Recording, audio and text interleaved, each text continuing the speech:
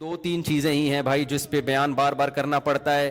انسان کا بچہ کسے کہتے ہیں پہلے یہ سمجھو, اس کو کلیئر کرنے کی ضرورت ہے. نمبر دو, پھر ہمیں سیدھے راستے پہ چلنے کے لیے جو موٹیویشن چاہیے اس پہ بھی ہمیں کون چلاتا ہے؟ قرآن چلاتا ہے. تو اس میں ہمیں سب سے پہلے یہ تصور دماغ میں بٹھانا پڑے گا کہ یہ دنیا رہنے کی جگہ بولو نہیں ہے. مریں گے یہاں سے, مریں گے. یہاں کی ترقی, یہاں کی عزت سب 2 نمبر. پیرس میں نے ولاگ بنایا نا, تو بلڈنگیں دکھا رہا ہوں خوبصورت, تو مجھے خیال ہوا کہ ایسا نہ ہو لوگ اس پیرس کو زیادہ فری کرانا شروع کر دیں. جرمنی بھی گیا نا, تو اب لوگ بھی دیکھ رہے ہوتے ہیں, گھوم رہے ہیں, تو میں نے کہا تھوڑا سا ہم آخرت کا تڑکا لگا دیں تاکہ لوگوں کو بس یہ انجوائے کرنے کے لیے, کوئی دل لگانے کی جگہ نہیں. تو میں نے کہا بھائی یہ پیرس آپ دیکھ رہے ہیں لیکن یہ دنیا ہے بہرحال مسافر خانہ, جانا سب نے کہاں ہے. اورنگی ٹاؤن میں رہتا ہو, ڈیفینس میں رہتا ہو, پٹیل پاڑا میں رہتا ہو, گندے نالے میں رہتا ہو, مر کے جائے گا کہاں؟ جہاں پیرس والا بھی وہیں جاتا ہے جہاں یہ جائے گا. تو دل لگانے کی جگہ نہیں ہے. نیچے لوگوں کے کمنٹس, ان مولویوں کو دیکھو خوب انجوائے کر رہے ہیں, پیرس گھوم رہے ہیں, اور ہمیں کیا کہہ رہے ہیں؟ دنیا دل لگانے کی جگہ نہیں. میں نے کہا پاکستانی قوم جو ہے نا ماشاءاللہ تبصرہ کرنے میں پیچھے نہیں ہے. کہہ رہے دیکھو اگر دل لگا, ان کا مقصد یہ تھا اگر دل لگانے کی جگہ نہیں ہے تو کیوں جا رہے ہو پیرس ہے بھائی؟ اور اگر گئے ہو تو تمیز سے مسجد میں جاؤ, اللہ اللہ کرو, تبلیغ کرو, پتلی گلی سے نکلو. ہمیں یہ بلڈنگیں اور یہ اتنا خوبصورت کیوں دکھا رہے ہو بھائی؟ دل لگانے کی جگہ پہلے تو جانا ہی نہیں چاہیے پیرس آپ کو. یہاں بیٹھ کے پیرس والوں میں بیان ہو سکتا ہے کہ نہیں ہو سکتا؟ تو میرا مقصد اس اعتراض کرنے والے کی بات کا جواب دینا نہیں ہے, یہاں بھی میرا مقصد آپ کا کانسیپٹ کلیئر کرنا ہے. خوب سمجھ لو, دنیا سے محبت کرنے کی اجازت نہیں ہے ہمیں. اس کا یہ مطلب ہرگز نہیں ہے کہ دنیا سے کنارہ کشی اختیار کر لیں. یہ وہ رہبانیت ہے جو اسلام میں حرام ہے. پیرس سے محبت نہیں کر کے بھی پیرس جانا پڑے گا اگر اللہ نے آپ کو گنجائش دی ہے, پیسہ دیا, گھومو جا کے, کوئی مسئلہ نہیں ہے. نہیں ہے پیسے تو آرام سے چپ کر کے بیٹھ جاؤ, حسرت سے رالے مت ٹپکاؤ.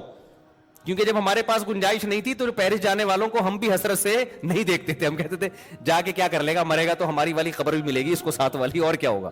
جب نہیں ہے تو نہیں ہے, گئے تو انجوائے کر لو, کس نے منع کیا ہے؟ دل نہ لگاؤ. سمجھتے ہو کہ نہیں سمجھتے؟ دنیا سے بے رغبتی کا مطلب یہ ہرگز نہیں ہے کہ دنیا کو چھوڑ دو, کیونکہ دنیا کو چھوڑنے میں صرف پیرس کو چھوڑنا نہیں ہے. پھر یہ جو آپ نہاریاں اور بریانیاں کھا رہے ہو یہ بھی چھوڑو, پھر ناشتوں میں پراٹھے بھی چھوڑو, انڈے بھی چھوڑو, پھر تو 2 ٹائم کی روٹی بھی, بلکہ 1 ٹائم کی روٹی کھاؤ. 1 ٹائم کھانے سے بھی زندہ رہتا ہے, اور وہ بھی جو کی روٹی ہونی چاہیے صرف پانی کے ساتھ.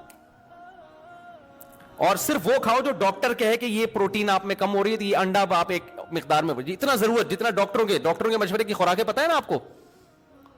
ڈاکٹر جو خوراک بتاتا ہے نا خود بھی نہیں کھا سکتا وہ اس کو پتہ ہے یہ میں نہیں افورڈ کر, کیونکہ ڈاکٹروں کے مشورے کے مطابق تو صبح 2 ہاف بوائل انڈے. اور ایک دفعہ ہم نے اسکول میں پڑھا تھا, اس کے بعد میں نے کہا اللہ آئندہ کبھی ہم مشورہ ہی نہیں لیں گے ڈاکٹر سے کھانے سے پہلے کیا کھانا ہے. تو وہ تو بڑی ایک لگی بندی خوراک ہے نا. باقی تو ہم غریبیاں اپنے زبان کے ذائقوں کے چٹخارے پھوڑ رہے ہوتے ہیں. تو پھر یاد رکھو دنیا اگر چھوڑنی ہے تو صرف لندن پیرس نہیں چھوڑنا پڑے گا آپ کو, پھر آپ کو صبح کے پراٹھے بھی بولو, کیونکہ اسلام میں تو کہیں نہیں ہے پراٹھے کھاؤ انڈے کھاؤ. اسلام میں تو پھر یہی ہے کہ یہ تمہاری مرضی ہے, کھانا ہے کھاؤ, نہیں کھانا ہے نہیں کھاؤ. تو ہر چیز چھوڑنی پڑے گی. تو اس بارے میں رسول اللہ صلی اللہ علیہ وسلم کی واضح تعلیمات ہیں, ان اللہ یحب الجمال, ان اللہ جمیل یحب الجمال. دیکھو 3 درجات ہوتے ہیں, ایک ہے ضرورت, ایک ہے آسائش, ایک ہے آرائش. 3 درجات ہیں پیسہ خرچ کرنے کے. ایک ہم پیسہ خرچ کرتے ہیں اپنی ضرورت پوری کرنے کے لیے, یہ بھی جائز ہے اسلام میں. ایک ہم پیسہ خرچ کرتے ہیں ضرورت تو پوری ہو رہی ہے ذرا سہولت میں آ جائیں گے, یہ بھی جائز ہے. تیسرا ہے کہ سہولت بھی ہے لیکن ہٹو بچوں کام نہیں ہو رہا, زینت نہیں ہے, اس کو کہتے ہیں آرائش. مثال کے طور پر آپ کو زندگی گزارنے کے لیے رات کو کوئی چھت چاہیے جہاں مچھروں سے, دھوپ سے, سردی سے, گرمی سے حفاظت ہو. تو اگر ایک کمرے کا بھی آپ کو گھر مل گیا اور اٹیچ باتھ روم مل گیا جس میں بیماریوں کا خطرہ نہ ہو اور صاف ستھری جگہ ہو, تو آپ کی رہائش کی ضرورت پوری بولو ہو گئی. خوراک کے معاملے میں کیا ہے؟ خوراک میں اگر آپ کو 2 ٹائم کی بھی روٹی مل جائے, تھوڑے بہت پروٹین اور کارب ہو, تو آپ کی ضرورت کیا ہو گئی؟ پوری ہو گئی. رہائش میں آپ کی ضرورت 1 کمرہ, 1 اٹیچ باتھ روم, ضرورت پوری ہو گئی. لیکن ٹینشن ہوگی کہ نہیں ہوگی؟ وہی کچن ہے آپ کا, اور پھر پانی کے لیے بالٹیاں بھر بھر کے لاؤ گے باہر سے, موٹر کا سسٹم, موٹر ہوگی تو لگائیں گے کہاں؟ ایک کمرے میں موٹر کیسے پانی کی فکس کریں بھائی؟ تو ہم کیا کہتے ہیں؟ آسائش کی طرف جاتے ہیں. یار 1 کمرے کا نہیں, کم از کم 3 کمرے کا گھر ہونا چاہیے. اس میں کچن الگ ہو, واش روم ایک الگ ہو, پھر موٹر کے لیے برآمدہ الگ ہو, اور بستر لگے ہوئے ہیں اس میں, نیچے ہی زمین پہ سو رہے ہوتے ہیں, یار تھوڑا سا تمیز سے سو جائیں گے گدے پہ. تو ایک درمیانے درجے کا گھر کیا کہلاتا ہے؟ اس میں ہے آسائش, آرام, انسان ایزی فیل کرتا ہے. تو اس میں الگ سے پیسہ لگانا پڑے گا. یہ بھی شریعت میں کیا ہے؟ جائز ہے کہ آپ, ضرورت تو آپ کی پوری ہو رہی ہے, لیکن آپ چاہ رہے ہو ذرا سہولت سے. ضرورت آپ کی ابال کے دال, ابلی ہوئی دال کھاؤ گے, ضرورت پوری ہو جائے گی. لیکن آدمی کہتا ہے یار تھوڑا تمیز سے بنا لو بیگم, تھوڑا پیاز ٹماٹر کا تڑکا لگا لو, کچھ حلق میں نوالا اترے گا, کوئی مزہ آ جائے. تو گورنمنٹ کی طرف سے کوئی پابندی نہیں ہے اس پہ. کیا خیال ہے؟ یہ ہے, اس پہ بھی پیسہ, جب تڑکا لگے گا تو ٹماٹر پیسوں سے آئے گا نا, پیاز بھی پیسوں سے آئے گا, پھر دیسی گھی کا تڑکا لگے گا تو پیسوں سے آئے گا. تو یہ ساری کیا ہے؟ آسائش. اسلام میں اس پہ پیسہ خرچ کرنے پر بھی پابندی نہیں ہے. تیسری ہے آرائش. ڈیفینس کے گھروں میں آپ جاؤ, گھر میں جاتے ہی جی فانوس لٹکا ہوا ہے, یہ الگ قسم کا صوفہ ہے, وہ الگ قسم کا صوفہ ہے, یہ خوبصورت پردے جو مالداروں کے گھروں میں ہوتا ہے, 5 اسٹار ہوٹلوں میں ہوتا ہے. آسائش, ایئر کنڈیشن آپ کے انگلیوں پہ ہے, ٹھیک ہے نا. غریب کے گھر میں نہ اے سی ہوتا ہے, پنکھا ہوتا ہے, وہ ہوا پنکھے کی اپنی آواز آتی ہے, اس کے عادی بھی ہو جاتے ہیں غریب لوگ, جو آواز نہ ملے وہ ٹینشن سے مر جائیں. اچھا, جتنا غریب ہوگا پنکھے میں آواز اتنی زیادہ ہوگی, اسی کو انجوائے کرتا ہے. بعض دفعہ ڈر ہوتا ہے کہ گر نہ جائے پنکھا. تو ایک دفعہ ایسا ہی ہوا, میں کسی جاننے والے کے گھر کے, بیچارے بہت غریب تھے, اللہ, مقصد کسی کا مذاق اڑانا نہیں. تو ایک پنکھا لگا ہوا تھا, وہ نہیں ہوتے پیڈسٹل فین جو ہوتے ہیں ڈنڈے پہ کھڑے ہوئے ہوتے ہیں, وہ یوں یوں یوں کر کے نا گھوم رہا ہے. تو میں نے کہا میں نہیں بیٹھ رہا, مجھے لگ رہا ہے کسی بھی وقت یہ سجدے میں چلا جائے گا. انہوں نے کہا نہیں مفتی صاحب کچھ نہیں ہے, بہترین پنکھا. میں نے کہا بھائی میرے کو لگ رہا ہے کہ جس حساب سے ہل رہا ہے نا یہ, اس کو یا تو ہمیں چکر آئیں گے یا اس کو چکر آئیں گے. اچھا میں باتیں کر رہا ہوں, دھڑام سے پنکھا نیچے. میں نے کہا اللہ کا کتنا بڑا فضل ہو گیا, میں لیٹا نہیں یہاں پہ. تو پنکھا کیا ہے, تو غریب اس پہ بھی خوش ہوتا ہے, کہتا ہے چلو دوبارہ اٹھا کے ایلفی سے چپکا دو اس کو, ٹھیک ہے نا. تو سہولت تو ہے, لیکن آرائش اور زینت نہیں ہے. آرائش کہتے ہیں زینت کو, اٹریکشن ہو اس میں, اٹریکشن تھوڑی ہے. اٹریکشن تو یہ ہوتی ہے کہ آپ نے دہلیز پہ قدم رکھا, گھر میں گئے, ابے یار کیا زبردست لگژری اسٹائل. جیسے ہمارے پنجرے میں جب کوئی جاتا ہے نا مرغیوں کے, تو ہمارے لیے تو بڑی اٹریکشن ہے. پتہ نہیں, ایک تو میں جو بھی مہمان آتا ہے, ڈیفینس سے آ رہا ہو, کلفٹن سے آ رہا ہو, 20ویں گریڈ کا آفیسر ہو, 18ویں گریڈ کا آفیسر ہو, میں اس کو اپنی گائے دکھاتا ہوں, اپنی بکری دکھاتا ہوں, اور اپنی انڈوں پہ بیٹھی ہوئی مرغیاں لازمی دکھاتا ہوں. آج میں سوچنے لگا پتہ نہیں اس کو دلچسپی ہے بھی کہ نہیں ہے. یہ بولے گا یار کیا ہمیں کیا دکھا رہے ہو مفتی صاحب, مرغیاں دکھا رہے ہو, بکری دکھا رہے ہو. تو پھر میں نے سوچا یار ہمارے پاس آنے کا جرمانہ یہی ہے, جو ہمارے پاس آئے گا تو ہم اس کو اپنی گائے بھی دکھائیں گے, تیرے باپ نے بھی دیکھنا ہے چاہے تیرا دل کرے یا نہ کرے, اپنی مرغیاں بھی دکھائیں گے. اب ہر آدمی کو دلچسپی نہیں ہوتی, لیکن بھائی ہمیں دکھانے میں مزہ آ رہا ہے, تو ہم سے ملاقات کا کفارہ یہ ہے کہ آپ ہماری مرغیاں بھی دیکھو, اور مرغیوں انڈوں پہ بیٹھی ہوئی مرغیاں الگ سے دیکھو آپ. یہ کفارہ ہے ملک, کیونکہ ہمیں دکھانے میں مزہ آتا ہے اپنی مرغیاں. تو آپ کو آئے نہ آئے, جب بھائی ہمارے پاس آ رہے تو ہماری شرطوں پہ آؤ نا. جب آپ کسی سے ملنے جاتے ہیں تو اپنی شرطوں پہ تھوڑی, بھائی ہم نے آپ کو ٹائم دیا, اگر آپ سمجھتے ہو بھائی مفتی صاحب نے ٹائم دیا, ان کا بڑا شکریہ, تو شکریہ کی قیمت دے دیں آپ. اس شکریہ کی قیمت کیا ہے, ہماری گائے دیکھیں اور تعریف کرنی پڑے گی آپ کو, بہت اچھی گائے ہے. کوئی ہم نے اس کی غیبت برداشت, بکری دیکھ کے چاہے جیسی بھی ہو آپ کو بولنا پڑے گا ویل ڈن ماشاء اللہ بڑا مزہ. مرغیاں دیکھ کے آپ کو کہنا پڑے گا ویل ڈن مفتی صاحب بہت زبردست. تو اس سے یہ ہوتا ہے کہ خوشی مل جاتی ہے, پھر ہم تھوڑی دیر اور بیٹھ جاتے ہیں آپ کے ساتھ, ٹھیک ہے. تو میں سوچ رہا تھا یار میں ہر ایک کو دکھاتا ہوں, لوگوں کو تھوڑی دلچسپی ہوتی ہے, بہت سے لوگ بڑا 3 پیس سوٹ ٹائی اور یہ سے مرغیاں ورگیاں ان کو. ایک دفعہ تو کیا ہوا, ایک صاحب ملنے کے لیے آئے, وہ امریکہ سے آئے تھے, امریکہ میں ہی ماسٹر واسٹر کیا ہوا, میں نے مرغیوں میں ہی بٹھا دیا ان کو, چائے وہیں منگوا لی, اور میں نے تو مجھے تو مزہ آتا ہے. اب میں نے کرسی پہ ان کو بٹھا کے گیا, چائے منگوائی, میں نے کہا پیے میں آتا ہوں. میں آیا تو اب وہ کچھ کہہ بھی نہیں رہے. وہیں ہماری میٹنگ تھی کوئی, اب ہماری آدھا پونے گھنٹے کی میٹنگ ہوئی ہے, تو اس کے بعد مغرب کی اذان کا ٹائم ہوا, وہ اٹھ کے جانے لگے. میں نے کہا ٹھیک ہے, آپ کو تکلیف تو نہیں ہوئی یہاں مرغیوں میں کوئی؟ ان کو بہت تکلیف ہوئی تھی. مجھے کہنے لگے بس وہ بیٹے ویٹے کر رہی تھیں, ادھر کوئی ادھر آ کے بیٹھ رہا ہے چوزا, کوئی ادھر آ کے بیٹھ رہا ہے, بس ٹھیک ہے کوئی مسئلہ نہیں مفتی صاحب. مجھے ان کے اسٹائل سے لگا کہ ان کو بالکل بھی اچھا نہیں لگا. صحیح. تو کہہ رہے ہیں یار وہ ادھر بیٹھ رہی تھی اور کوئی ادھر, یوں وہ ہوتے ہیں نا ذرا بیچارے کچھ زیادہ فینسی قسم کے لوگ ہوتے ہیں. تو خیر یہ کہاں سے کہاں بات چلی گئی, بات کو میں جلدی سے سمیٹوں. تو اب دیکھو ایک پیسہ خرچ ہوتا ہے کس پر؟ آسائش, زینت پہ. ضرورت آپ کی ایک لنگوٹا باندھ کے گھومے, لباس کی ضرورت پوری ہو گئی. آسانی اس میں کہ پراپر سلا ہوا کپڑا پہن لیں. آسائش کس میں ہے؟ ایک دم کاٹن کلف چمکتا ہوا, یا 3 پیس سوٹ ٹائی اور ایک دم فٹ فاٹ, لوگ ملیں تو لگے یار کو مزہ آ گیا جی مل کے, خوشبو بھی بڑی اعلیٰ کوالٹی والی لگائی ہوئی ہے. یہ کیا کہلاتی ہے یہ چیز؟ آرائش. گھر بڑا لگژری رکھا آپ نے, اور سارا گاڑی ضرورت آپ کی W11 سے بھی پوری ہو جاتی ہے, بلکہ پیدل بھی پوری ہو جاتی ہے. اور آسانی کیا ہے کہ بھائی آپ ذرا اچھی والی اوبر کرا لیں. اور آسائش کیا ہے؟ زینت کس میں؟ اپنی گاڑی ہو آپ کی, خوبصورت بہترین لگژری قسم کی گاڑی ہو, وہ چلا رہے ہو.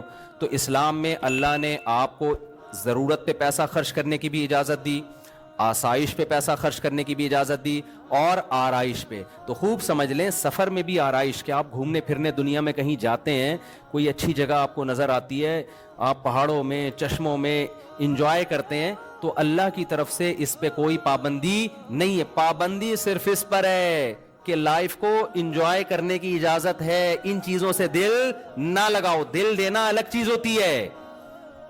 دل دینے کی علامت کیا ہے؟ آپ کہیں گے کیا وہی جب انجوائے کرنا ہے تو دل دینے کا مطلب ہے چھوٹتی ہے تو غم کتنا ہوتا ہے. دیکھو جب آپ سفر میں جاتے ہو, کوئی ہم سفر ہوتا ہے, دل لگاتے ہو. اب یہ میرے ساتھ لاہور میں جا رہے تھے نا, یہ مجھے ملے, لاہور میں جا رہا تھا تو یہ ایئرپورٹ پہ ملے مجھے, امریکہ سے آئے ماشاءاللہ یہ. تو ایئرپورٹ پہ ہماری گپ شپ ہو گئی, دوستی ہو گئی. تو میں نے ان سے کہا کہ آپ جہاز میں میرے ساتھ ہی بیٹھ جائیے گا, لیکن ان کی سیٹ تھی پیچھے. مجھے اچھے کچھ تمیز کے آدمی لگے یہ, میں نے کہا کچھ مجھے بھی سیکھنے کا موقع ملے گا آپ سے. تو یہ کہیں پیچھے بیٹھے ہوئے تھے, میرے ساتھ جو صاحب بیٹھے ہوئے تھے ہم نے ان سے مکا کر کے ان کو پیچھے بٹھا دیا, ان کو میں نے اپنے ساتھ بلوا لیا. ٹائم میرا لاہور جاتے ہوئے کیا ہو گیا, اچھا گزر گیا, کچھ گپ شپ ہو گئی, دوستی ہو گئی. اب یہ نہیں کہ لاہور ایئرپورٹ پہ یہ جب جا رہے ہیں تو میں پھوٹ پھوٹ کے رو رہا ہوں یار یہ کیا ہو گیا ہے, آپ کہاں جا رہے ہو, مجھے عین عالم شباب میں تنہا چھوڑ کے مجھے کہاں جا رہے ہو. کیا خیال ہے؟ بس اچھا ٹائم گزرا. تھوڑا بہت غم تو ہوتا ہے انسان کو, تھوڑا بہت تو ہلکا پھلکا ہوتا ہے کہ یار اگر پشاور کی فلائٹ ہوتی تھوڑا ٹائم اور اچھا گزر جاتا. ٹھیک ہے بھائی, ماشاءاللہ بڑی خوشی ہوئی آپ سے مل کے, نائس ٹو میٹ یو. 2-4 جملے انہوں نے کہا, یہ بھی نہیں پھوٹ پھوٹ کے رو رہے تھے ہائے ہائے ہائے, وہ کچھ بھی نہیں. تو میں نے ان سے کہہ دیا کہ اتوار کو عصر میں آ جائیے گا, کبھی موقع ملا بیان ہوتا ہے. تو آج آ گئے, تو ہم بیٹھ کے چائے پی لی. ان کو بھی میں نے مرغیوں میں لے آ کے بٹھایا, پھر امریکہ سے آئے ان کو پھر ہم نے مرغیوں میں لے آ, پتہ نہیں اندر ان کی کیا حالت ہوگی, مرغیوں کے انڈے ونڈے چوزے موزے. پھر انہوں نے بتایا کہ میں نے بھی پالے ہیں. تو خیر 13 انڈے رکھے تھے, الحمدللہ 7 چوزے نکل گئے ہیں, 5 رہ گئے. آپ لوگ سے خصوصی دعا کی درخواست ہے, خصوصی دعا کی درخواست ہے. تو میں یہ کہہ رہا تھا کہ دیکھو لائف کو انجوائے بھی کرنا ہے, آسائش پہ بھی پیسے خرچ کرنے ہیں, ضرورت پہ بھی, آرائش پہ بھی. دل لگانے کی کوشش نہ کرو. انگریز دنیا سے دل لگاتا ہے, جب دنیا چھوٹتی ہے تو خودکشی کی طرف جاتا ہے. وہ مسلمان دنیا کو انجوائے کرتا ہے حلال طریقے سے, چھوٹتی ہے تو اس کو ٹینشن نہیں ہوتی, کیونکہ مسافر خانہ ہونے کا تصور ایسا دماغ میں انسٹال ہو گیا ہوتا ہے کہ وہ کہتے ہیں یار یہ تو ویسے ہی چھوٹ جانی ہے بھائی, ابھی تو بڈھے ہو جائیں گے تو کسی کام کے نہیں رہیں گے, یہ تو ختم ہو جائیں گے, دلیے پہ آ جائیں گے, پھر سوپ پہ آ جائیں گے, پھر ڈرپ پہ آئیں گے. حقیقت ہے. ڈاکٹر کہے گا آپ سوپ پینے کی بھی آپ میں طاقت, اب صرف مرغیاں دیکھ کے تصور کیا کرو کہ ونس اپون اے ٹائم ان کا سوپ پیا کرتے تھے ہم. اچھا یہ مرغیاں ہم نے سوپ کے لیے نہیں رکھی ہوئی ہیں, کیونکہ ایک مہمان آیا, وہ مجھے کہہ رہے ہیں یار یہ اگر کاٹ کے کھلا دیں آپ, رات کی دعوت کر دیں. تو میں نے کہا دوبارہ سب گستاخانہ جملہ ہمارے مرغوں کے خلاف منہ سے نہیں نکلنا چاہیے, یہ گستاخی ہے بہت بڑی. ہم آپ کو بازار سے دیسی مرغا کاٹ کے کھلا دیں گے, ان مرغوں پہ آپ نے غلط آنکھ اٹھا کے نہیں دیکھنی. یہ گستاخی بھی لوگ کرتے ہیں.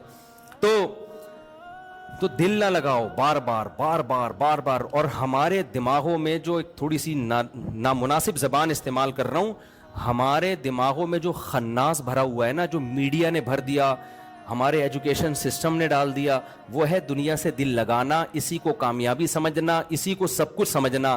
حالانکہ یہ سب کچھ نہیں ہے, یہ کچھ بھی نہیں ہے. قرآن کہتا ہے متاع قلیل, چند ٹکے ہیں بھائی. صحیح ہے نا, چند کیا ہیں, ٹکے.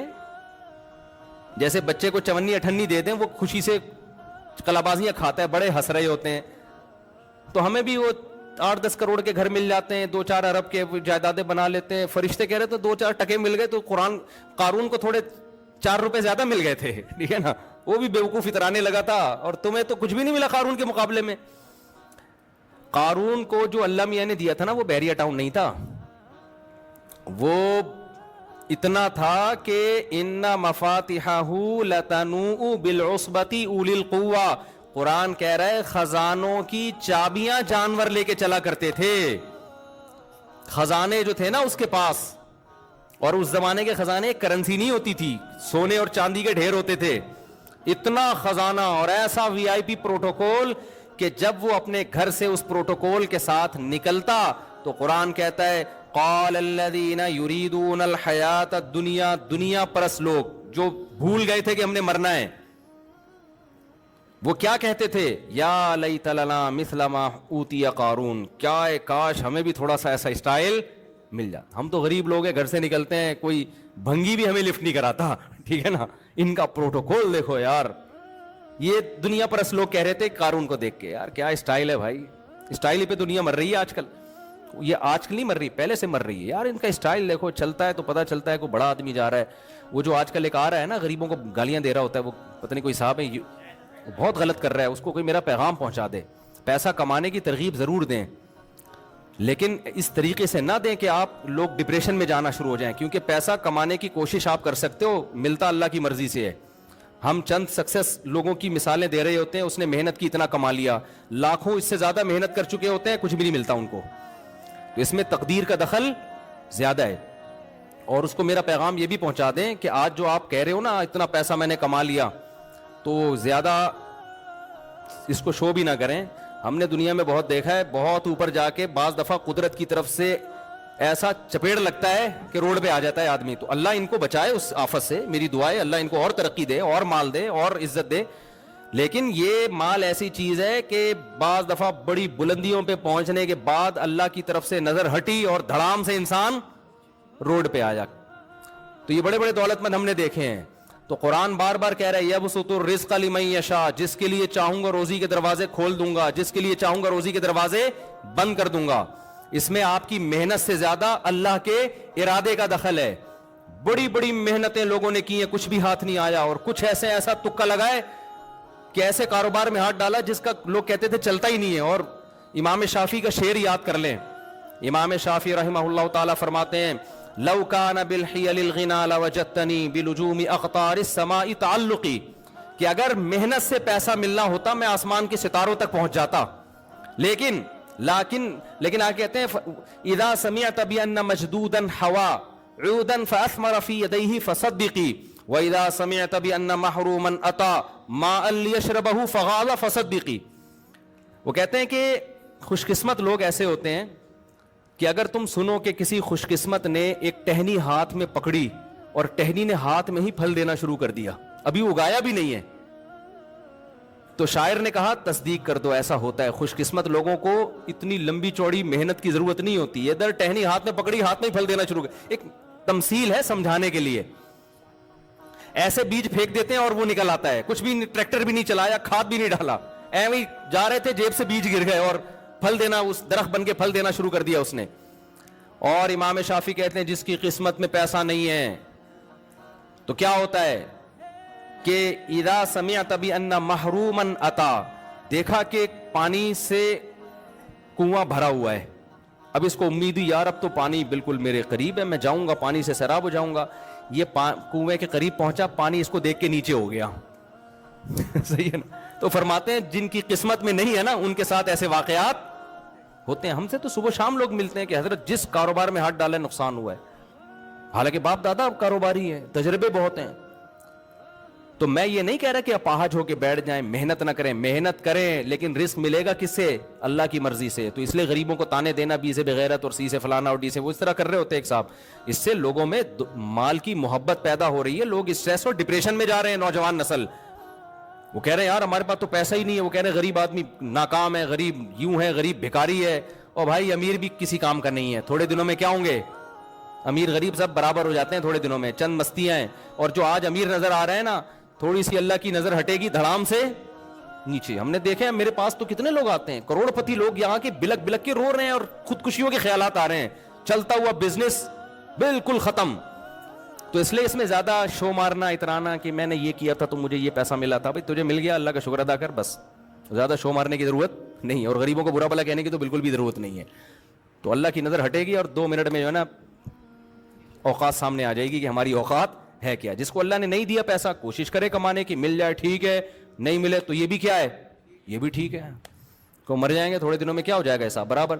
تو جو قارون تھا وہ بڑے خزانوں میں نکلا کرتا تھا، تو اس زمانے کے موٹیویشنل اسپیکر قارون کی مثالیں دیتے ہوں گے ورک شاپ میں کہ دیکھو ایکچولی یہ ہے سکسیس. قارون نے اصل میں مائنڈ یہ کیا استعمال کیا ہے؟ مائنڈ. یہ تمہاری طرح غریب بے غیرت نہیں ہے. اور سی سے کیا ہوتا ہے پتہ نہیں، گالیاں فرض کی ہوئی ہیں، اے سے فلانا، بی سے بے غیرت، سی سے ڈمکانا، ڈی سے ڈرپو، کچھ اس طرح کا ہے. غریبوں کے لیے الگ سے الفاظ مارکیٹ میں نکالے ایک صاحب نے. تو وہ جو موٹیویشنل اسپیکر تھے قارون کے دور کے، وہ کہتے ہوں گے دیکھو یہ قارون نے مائنڈ استعمال کیا. اوتیتہ علی علم عندی، قارون یہ الفاظ کہتا تھا میرے پاس جو نالج ہے نا یہ اس نالج کا کیا ہے؟ کمال ہے. موسیٰ علیہ السلام کہتے تھے تیری نالج سے نہیں ملا، یہ اللہ کا فضل ہوا ہے. قارون کہتا تھا نہیں میں نے کیا استعمال کیا ہے؟ بولو نا، کھوپڑی. اصل میں ایکچولی پلان کیا ہے میں نے. آج جو میرے پاس پیسہ ہے ایسے بیٹھے تمہاری طرح پوستیوں کی طرح سوتا تھوڑی رہتا تھا میں. قارون کی باتیں میں بتا رہا ہوں، یہ یہی باتیں کرتا تھا قارون کہ یہ سارے کیا ہے، یہ مائنڈ استعمال کیا ہے. موسیٰ علیہ السلام کہہ رہے ہیں احسن کما احسن اللہ الیک، اللہ کا احسان ہے. مائنڈ تو بہت سے لوگوں کے پاس تیرے سے اچھا ہے، تیرے دماغ میں تو بھوسا بھرا ہوا ہے. میں تجھے کہہ رہا ہوں زکات دے، تو کہہ رہا ہے میں نہیں دوں گا، تو بھوسا ہی بھرا ہوا ہے نا دماغ میں. مائنڈ تو تیرے سے زیادہ ذہین لوگ ہیں، محنتی بھی ہیں، نہیں ملا تجھے دے دیا، تو یہ کس کا احسان ہے؟ اللہ کا ہے. تو جب اللہ کا احسان ہے تو اللہ تجھ سے مطالبہ کر رہا ہے زکات دے، غریبوں پہ خرچ کر، قوم کا خیال کر، غریبوں کو تانے مت دے کہ بی سے بغیرت ہوتے ہیں اور سی سے فلانے ہوتے ہیں. لیکن قارون کیا کہتا ہے؟ ایکچولی بات یہ ہے کہ انما اوتیتہ علی علم عندی، یہ میں نے مائنڈ استعمال کیا ہے، یہ کھوپڑی میں نے استعمال کی. میں بیٹھا تھا ڈائری لے کے، میں نے پلاننگ کی تھی، پھر میں نے دیکھا کہ سوسائٹی میں نیڈ کس چیز زیادہ ہے، پھر میں نے وہ پروڈکٹ خریدی، پھر مہنگی کر کے بیچی، پھر میں نے ایمانداری سے تجارت کی، اور آج جو پیسہ آیا ہے نا یہ کیا ہے؟ مائنڈ. اسی مائنڈ کے ساتھ فرعون نکلا اور قارون نکلا، اسی مائنڈ کے ساتھ لوگوں نے مائنڈ کیا کہ یہ کیوں اتنی پیسوں کے ساتھ جا رہا ہے. لوگوں نے مائنڈ کیا کیا؟ مائنڈ یہ کیا کہ ہمارے پاس پیسہ کیوں نہیں. تو وہ جو تھے نا غریب لوگ سارے بیٹھ کے کہنے لگے حیا علیہ تعالیٰ، ہائے ہائے بدبختی ہماری، مر ہی جا جاتے تو اچھا تھا. ٹھیک ہے نا، ہمارے پاس کھانے کی روٹی نہیں، کہیں چوکیدار بنے ہوئے ہیں، کہیں مزدوری کا کام کر رہے ہیں، کوئی عزت نہیں ہے، عزت تو اس کی ہے. تو قرآن کیا کہتا ہے؟ قال الذین اوتوا العلم، جن کو اللہ نے حقیقی علم دیا تھا، جو دنیا کو مسافر خانہ سمجھتے تھے، انہوں نے کہا ویلکم، تباہ ہو جاؤ یار، کوئی سینس کی بات کرو یار. ویلکم کا یہی مطلب ہے تمہارا ناس ہو، برباد ہو یار. یہ عربی میں ایک محاورہ ہے، اس کا مطلب بد دعا دینا نہیں ہوتا. جب کوئی بہت ہی الٹی بات کرتا ہے کہتا ہے کچھ انسان کا بچہ بن یار، مر یار، تو ایسی باتیں کر رہا ہے، تو مر جاتا ہے اس بات کرنے سے پہلے. تو آپ کو نہیں کہہ رہا بھائی، میں ویسے اشارہ کر رہا ہوں، اس بات کرنے سے پہلے تو مر جاتا تو اچھا تھا یار. تو جو علم والے لوگ تھے انہوں نے کیا کہا؟ ویلکم، برباد ہو جاؤ، یہ مسافر خانہ ہے. ثواب اللہ خیر لمن آمن وعمل صالحا، اچھا عمل کرو گے تو اللہ بدلہ دے گا نا آخرت میں، وہ اس سے 1000 گنا بہتر ہے. اچھے عمل کی ویلیو ہے. یہ تو پیسہ آنے جانے والی چیز ہے، مر کے قبر میں جاؤ گے، قبر میں عمل کام آئے گا، دولت کام نہیں آئے گی. لیکن ان اہل علم نے جب سمجھایا ہے نا پبلک کو, سمجھ میں پھر بھی نہیں آیا. سمجھ میں کب آیا؟ اس وقت سمجھ میں نہیں آیا ان کے. اس وقت انہوں نے کہا یہ مولوی لوگ ہیں, جل رہے ہیں, ایکچولی جل رہے ہیں, خود تو پیرس میں ولاگ بنا رہے ہیں, ہمیں کہہ رہے ہیں دنیا کیا ہے, مسافر خانہ. اس وقت بھی ہو سکتا ہے یہی کمنٹس کیے ہوں, جل رہے ہیں. تو اس وقت سمجھ میں نہیں آیا. قرآن کہتا ہے جب ہم نے قارون کو خزانوں سمیت زمین میں دھنسایا ہے, موسیٰ علیہ السلام کے مقابلے میں کھڑا ہو گیا تھا نا, آ کے زیادہ ہی غرور آ گیا تھا اس کے اندر. تو جب اس کو دھنستا ہوا لوگوں نے دیکھا نا خزانوں سمیت, تو فوراً کیا کہنے لگا, وہی کان اللہ یبسط الرزق لمن یشاء. جو غریب غربا لوگ تھے نا, جو تھوڑی دیر پہلے بی سے بغیرت تھے اور پتہ نہیں سی سے کیا کیا تھے, تو یہ گالیاں یاد کر کے آئیں ذرا, سی سے کیا کون سی گالی بنتی ہے. ہمیشہ میں بی سے والی یاد رہتی ہے, اس کے علاوہ یاد نہیں ہے, تو وہ بتائیں پھر میں. تو ہیں غریب میں 3, اچھا وٹامن اے بی سی, کون کون سی, اچھا خیر وہ تو وہ جتنے تھے نا جن میں وہ بیماریاں پائی جاتی تھیں, جب وہ انہوں نے دیکھا ہے نا قارون کو زمین میں دھنستے ہوئے, تو کیا کہنے لگے, وہی کان اللہ یبسط الرزق. بھائی اللہ جس کو چاہتا ہے روزی دے دیتا ہے, اس میں انسان کا کمال نہیں ہے, اور جس کو چاہتا ہے روزی چھین لیتا ہے. لولا امن اللہ بنا, اگر اللہ نے ہم پر احسان کر کے ہمیں غریب نہ بنایا ہوتا نا, تو آج ہم بھی اس طرح زمین میں, ہم تو غریب تھے تو آرام سے موسیٰ کی بات مان لی ہم نے, کیونکہ پیسے ہی نہیں ہے ہمارے پاس. نماز کا بھی ٹائم نکل آیا, روزے کا بھی ٹائم نکل آیا, اور تکبر بھی ہم میں نہیں تھا, تو ہم تو بچ گئے. ہمارے پاس بھی دولت آتی تو ہمارا, کیونکہ دولت آنے کے بعد دین پہ رہنا بڑا مشکل ہوتا ہے. بہت کم لوگ ہیں جو دولت بھی ہو اور دین بھی ہو. تو ہمارے پاس بھی دولت ہوتی تو ہم بھی شراب کباب میں لگ جاتے, ہمارا بیڑا غرق ہو جاتا. تو اچھا ہی ہم غریب ہی ہیں. تو میں آپ کو غربت کی ترغیبیں نہیں دے رہا, پیسہ کمانے کی کوشش کرو, مگر پیسے سے دل مت لگاؤ. کوشش, بلکہ حدیث میں تو ترغیب ہے کمانے کی, طاقتور مومن اللہ کو کمزور سے زیادہ محبوب ہے. دل نہ لگاؤ بھائی ان چیزوں سے. سمجھتے ہو کہ نہیں سمجھتے ہو؟ تو جو میں بتانا چاہ رہا تھا بھائی, ہم دل چاہتے یہی ٹاپک بولتے رہیں, کیونکہ اس کے بغیر نہ آپ کو دماغی سکون ملے گا, نہ آپ انسان کے بچے بننے کی کوشش کرو گے. جب دنیا کو سب کچھ سمجھ لیا تو لوٹ کھسوٹ بھی میں بھی لگو گے, اور حب جاہ بھی پیدا ہوگا. مصنوعی طریقے سے عزت حاصل کرنا, شہرت کے بھوکا بن جانا, حقوق مارنا, بہنوں کی وراثت دبا لینا, بہت سارے گناہ. ان کی جڑ کیا ہے؟ انسان اس دنیا سے محبت کرتا ہے. اور مسافر خانہ سمجھ لیا, بڑی آسان لائف ہے یار, جو حلال طریقے سے مل گیا کھا لیں گے, نہیں ملا تو کیا ہے بھائی, W11 ہے نا, اگلے اڈے پہ کیا کرنا ہے, اترنا ہے. سیٹ مل گئی ٹھیک ہے, نہیں تو یار پائیدان پہ پاؤں رکھ کے اگلے اسٹیشن پہ اتر جانا ہے, ختم ہو گئی بات. دھکے دے دے کے تھوڑی اتار. جو W11 کو سمجھتا ہے میرا گھر ہے, وہ پائیدان پہ نہیں, وہ جائے گا اندر, تمیز سے سیٹ مل گئی ٹھیک ہے, نہیں تو وہ کوئی چالیں چلے گا. یار یہ بندہ اتنی لگژری سیٹ پہ کھڑکی والی جگہ پہ بیٹھا ہوا ہے. حالانکہ کراچی میں کسی کو کھڑکی والی سیٹ ملے تو زیادہ برا ہے, کیونکہ گٹر کے ڈھکن سب دیکھتا بجائے گا وہ. ہاں تو کھڑکی والی سیٹ چاہیے, تو اس کے لیے 2 نمبریاں کرے گا, اس کو اٹھائے گا, وہاں سے بم رکھنے کی کوشش کرے گا, شب برات کے پٹاخے پھوڑنے کی کوشش کرے گا تاکہ ڈر کے لوگ نکلیں, کچھ بھی کرے گا, غیر اخلاقی حرکتیں. اور اگر W11 کو یہ سمجھے گا مسافر خانہ ہے بھائی, اگلے اڈے پہ اتر جانا ہے, سیٹ مل جائے بہت اچھا ہے یار, پھر سیٹ کبھی بھی نہیں چھوڑو اگر مل رہی ہے, اور اگر نہیں ملی تو پائیدان پہ بھی. میں نے دیکھا W11 میں نا, ہم نے خود بھی سفر کیا ہے, کہ اتنا سا ناخن پائیدان پہ ٹک کے لانڈی, یعنی کہاں جا رہی ہے آج کل W11, ٹاور جاتی ہے نا, ہم نے مزداؤں میں لانڈی تک کی بھی کی ہے ایسے سفر جو ہے نا. اب تو میں مشہور ہونے کی وجہ سے نہیں کر سکتا سفر, ورنہ ابھی بھی میرا دل چاہتا ہے 4K 4J میں, اللہ دشمنوں کو بھی نہ بٹھائے.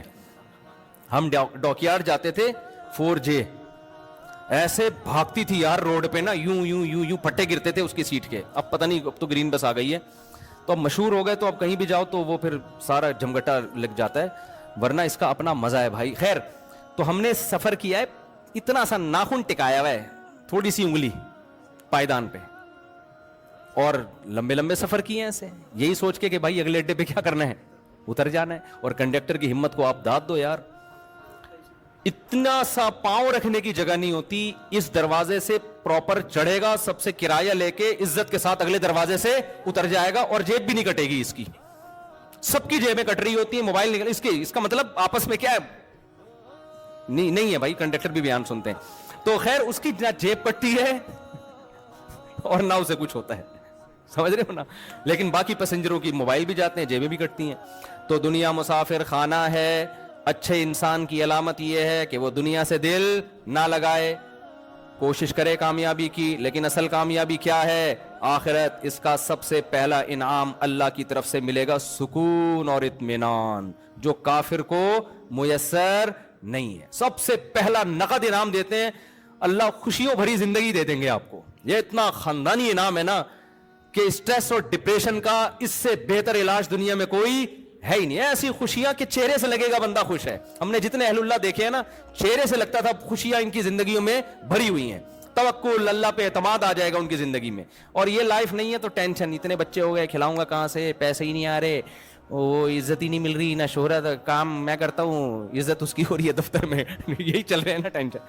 تو یہی ہو گئے, مرے گا, پھر مرے گا تو نہ آخرت ملے گی نہ دنیا. اللہ تعالیٰ سمجھنے کی عمل کی توفیق عطا فرمائے. اذان کا ٹائم ہو گیا ہے.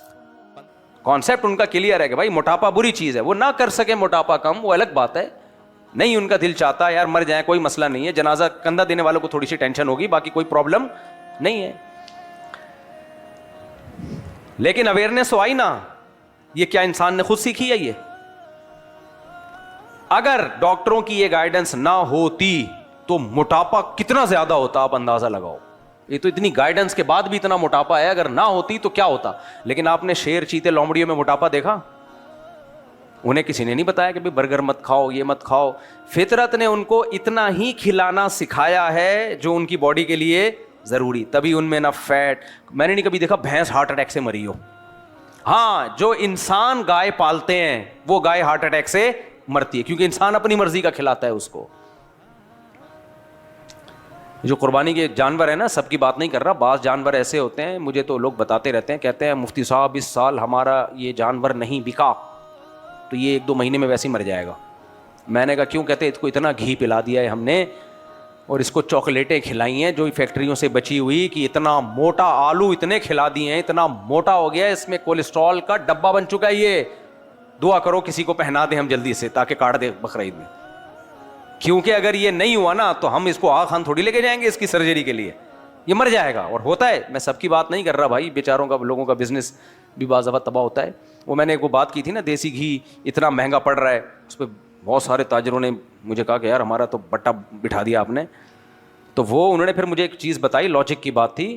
وہ کہتے ہیں ہم صرف گھی نہیں بیچ رہے ہوتے, گھی کے علاوہ بھی بہت سارے کام کر رہے ہوتے ہیں. تو یہ بھی کلپ بنا کے چلا دیں. وہ گھی کے علاوہ بھی بہت سارے کام کر رہے ہوتے ہیں, تو گھی ہم اس لیے سستے ریٹ پہ بیچتے ہیں کہ وہ ہمارا پروفٹ دوسرے طریقے سے پورا ہو جاتا ہے. تو ایک ویلڈ پوائنٹ ہے. تو میرا مقصد کسی کے بزنس کو تباہ کرنا نہیں تھا, میرا مقصد صرف یہ بتانا تھا خالص چیز ملنا بہت مشکل کام ہے. لیکن باقی کچھ میرے جاننے والے ایماندار تاجر ہیں جو اوریجنل گھی بیچ رہے ہیں, لیکن وہ کہتے ہیں ہم سستا اس لیے بیچتے ہیں کہ یہاں تو ہمیں گھی پروفٹ نہیں دے رہا, لیکن پھر وہ گائے کے بچے سے ہم قیمت نکال لیتے ہیں, گائے بھی بکتی ہے, اس کے بچے بھی بکتے ہیں, وغیرہ وغیرہ, گوشت بکتا ہے, تو اور بہت سارے طریقے ہوتے ہیں, مکھن سے ہم نکال لیتے ہیں اس کی ویلیو, وغیرہ وغیرہ. خیر, تو آپ نے نہیں کبھی دیکھا ہوگا ہرن ہارٹ اٹیک سے مر گیا, شیر مرتے ہیں بڑھاپے میں, یا کوئی ہزاروں میں کوئی ایک آدھ کو کوئی بیماری ہو جائے. وجہ کیا ہے میرے بھائی؟ انسانوں کو اگر ڈاکٹروں کی گائیڈنس نہ ملے نا, میرا حال ہے کوئی بھی 40 تک بھی نہ پہنچے اس زمانے میں. تو اتنی زیادہ حکیموں ڈاکٹروں کی طرف سے گائیڈنس مل رہی ہے, لوگ منع کر رہے یہ کھاؤ, یہ نہیں کھاؤ, یہ کھاؤ, یہ نہیں کھاؤ, جا کے تب جا کے کہیں انسان کا بچہ مادی لحاظ سے بنتا ہے. تو میرے بھائی اتنا ذہین انسان ہے, اتنی ذہین شخصیت ہے, اس کے باوجود بھی اسے بار بار مادی گائیڈنس کی ضرورت. جانور کو یہ ضرورت نہیں ہے, کیوں؟ بے وقوف ہے. تو اس کی بے وقوفی کے حساب سے اللہ نے اس میں اتنی گائیڈنس رکھی نہیں ہے, اللہ نے اس کو یہ چیزیں خود سے سکھا دی ہیں, کیا کھانا ہے کیا نہیں کھانا اس کو ضرورت نہیں ہے. لیکن انسان کو, مجھے ایک بات بتاؤ, جب مادی لحاظ سے اتنی زیادہ گائیڈنس کی ضرورت ہے تو روحانی لحاظ سے تو انسان کو اس سے بھی زیادہ گائیڈنس چاہیے ہوگی, کیونکہ انسان کو جانوروں سے جو چیز ممتاز کرتی ہے وہ اس کی مادی حیثیت نہیں ہے, وہ اس کی روحانی حیثیت ہے. تو اچھا انسان بننے کے لیے ہدایت کی ضرورت ڈاکٹروں سے بھی زیادہ ہے. ہم ڈاکٹروں کے اتنے محتاج نہیں ہیں جتنے پیغمبروں کے محتاج ہیں ہم. اور روحانی گائیڈنس ڈاکٹروں سے ملے گی؟ بولو. دیکھو میڈیکل سائنس نے ترقی کی ہے تجربوں کی بیس سے, تجارب سے نا. پہلے زمانے میں حکیم, یہ سارا حکیموں کا علم ہی ہے جو میڈیکل سائنس میں منتقل ہوا ہے. پہلے تو حکیم ہوا کرتے تھے, وہی جڑی بوٹیوں پہ ریسرچ کرتے تھے, پھر اسی کی ریسرچ کرتے کرتے کرتے کرتے یہ جو آج کل میڈیکل سائنس ہے جس نے ترقی کی ہے, سارا حکیموں سے ہی لیا ہوا مال ہے, اور سارا مسلمانوں سے لیا ہوا ہے. یہ بھی بتا دوں آپ کو, 1000 سال تک ہمیں, پہلے طب یونانی تھی, وہ غیر مسلم تھے جب تک اسلام دنیا میں نہیں آیا تھا. لیکن جب اسلام نے دنیا میں غلبہ حاصل کیا ہے تو یونان میں گڑبڑ یہ ہوئی ہے کہ یونانیوں نے 2 بچے پیدا کرنے کی اسکیم چلا لی. جو یونان تھا نا, اوریجنل یونان, ان کے ہاں ان کے پاگل قسم کے کچھ فلاسفر پیدا ہوئے. انہوں نے کہا دیکھیں ایکچولی جب ہمارے گروتھ ریشو کم ہوگا تو وسائل زیادہ ہوں گے تو بچے کم ہوں گے, لیکن کھلا کھائیں گے تو ننگا نہ آئیں گے. وہ یہ ان کے لوگوں نے چلا دیا حساب کتاب. وحی کے علم کے بغیر جب عقل استعمال ہوتی ہے نا تو وہ گمراہی کی طرف لے جاتی ہے. تو جو اوریجنل یونان تھا, جس نے طب یونانی, جو میڈیکل سائنس نے بڑی ترقی کی تھی, فلسفے نے بھی بڑی ترقی کی تھی اس میں, تو جب اسلام دنیا میں آیا تو مسلمانوں نے سارا علم وہاں سے لے لیا. تو یونانی کہاں گئے, سوال پیدا ہوتا ہے.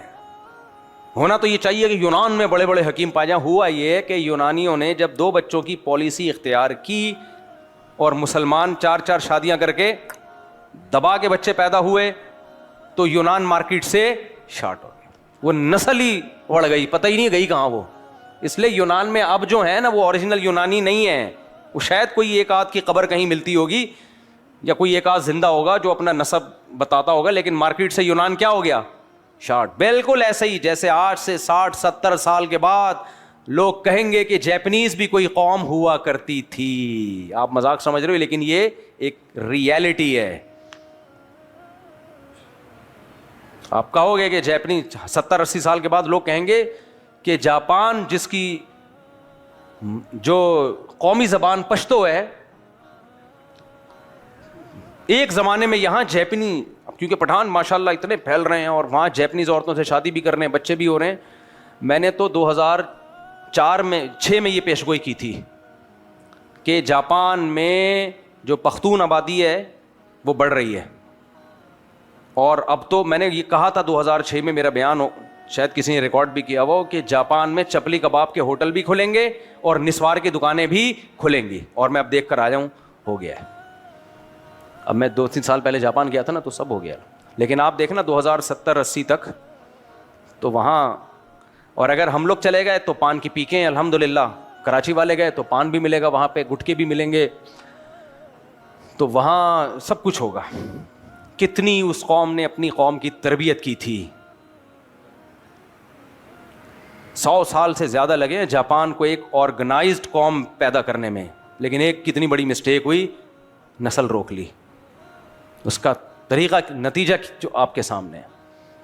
اب ان کی گورنمنٹ پاگلوں کی طرح کوشش کر رہی ہے, بھائی بچے نکالو, خدا کے نسل پیدا کرو. لیکن یہ ایک ایسا بدبودار نعرہ ہے نا, ایک دفعہ عورت کو یہ سمجھا دیا نا کہ بچے پیدا کرنے میں تمہارا نقصان ہے, پھر عورت نہیں آتی, کیونکہ نسل عورت سے بڑھتی ہے, آدمی سے تھوڑی بڑھتی ہے.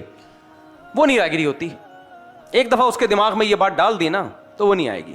اور ہماری سوسائٹی میں بھی لبرل انٹیوں کو یہ سکھایا جا رہا ہے, ایکچولی تم نے ایجوکیٹڈ عورت ہونی چاہیے, اور ایکچولی تم جاب کرو, ایکچولی تم کو بچے پیدا کرنے کی مشین نہیں ہو. اس کا نقصان کیا ہو رہا ہے کہ نسلیں بھی بڑھ رہی ہیں. اور کراچی میں تو, کراچی کی جو اوریجنل عوام ہے اس کا بھی پتہ گول ہونے والا ہے. یہ بہت ہائی لیول کی رپورٹیں پیش کر رہا ہوں, ہوائی باتیں نہیں ہیں. 2040, 50, 60, 70 میں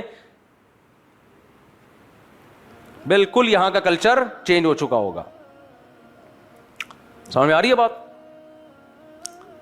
جو جس قوم کی گروتھ ریشو بڑھتا ہے نا, غالب اسی نے آنا ہے میرے بھائی,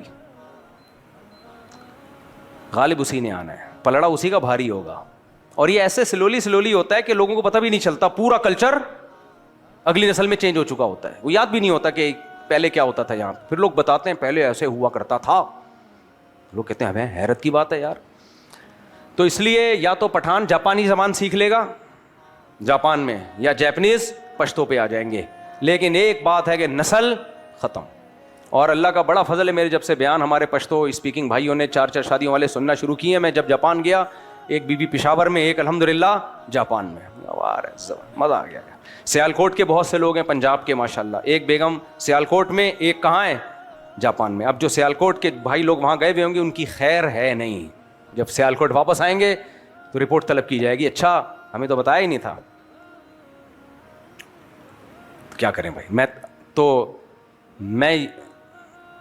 میں کہہ دوں گا کہ میں نے آپ کے بارے میں تھوڑی کہا تھا, میں تو یہ کہہ دوں گا نا, میں نے تو سیالکوٹ کے ماشاءاللہ بہت سارے تاجر ہیں پنجاب والے جو جاپان گئے ہوئے ہیں, وہاں الحمدللہ شادیاں کی ہوئی ہیں. ہمارے مذہب میں شادی ہے بھائی, جیپنیز کے مذہب میں نہیں ہے, ہندو مذہب میں بھی نہیں ہے, مذہب میں ہے لیکن کلچر کی بات کر رہا ہوں. نہیں, کلچر صرف ہمارا ہے جو پروموٹ کرتا ہے نکاح کو, اس لیے پلڑا کس کا بھاری ہوگا, ہمارا. یورپ میں بھی ایک رپورٹ آئی تھی, اٹلی میں بہت ساری بستیاں زیرو پہ آ گئی, ویران ہو گئی ہیں. اس پہ کسی نے کہا نہیں اٹلی تو اتنا آباد ملک ہے. میرے بھائی آپ کو جو آباد نظر آ رہا ہے نا, تو آپ ماضی کا اٹلی دیکھو, بہت ساری بستیاں ختم, خالی ہو گئے علاقے ان کے.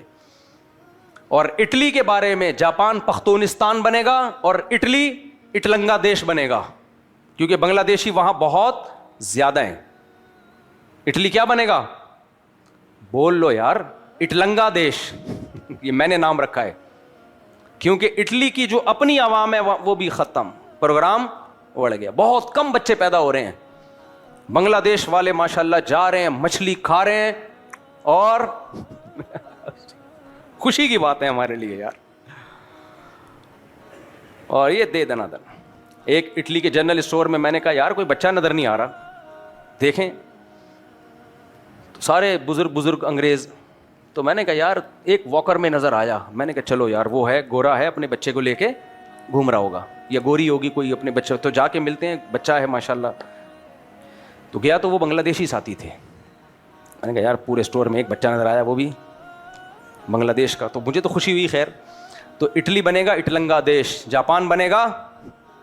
اب کوئی جاپان اور پختونستان کا مرکب بنا کے کوئی نام سوچوں گا, پھر انشاءاللہ کسی فارغ وقت میں پھر وہ اناؤنس کروں گا انشاءاللہ. کوئی جبھی سے سوچ لو اچھا سا نام, جس میں جاپان کا بھی بالکل اس ملک کو بھی نہیں کرنا نا ہم نے ایسے بالکل ہی, تھوڑا سا جیسے اٹلنگا دیش میں اٹلی بھی تو آ رہا ہے نا شروع میں, الف اور ٹے تو آ رہا ہے نا, تو ایسے اٹلنگا دیش اور جاپان کو کچھ سوچتے ہیں اس میں. خیبر جاپان خواہ, بہترین بات کی, جاپان خان رکھ دیں گے. جاپان بن جائے گا جب خونستان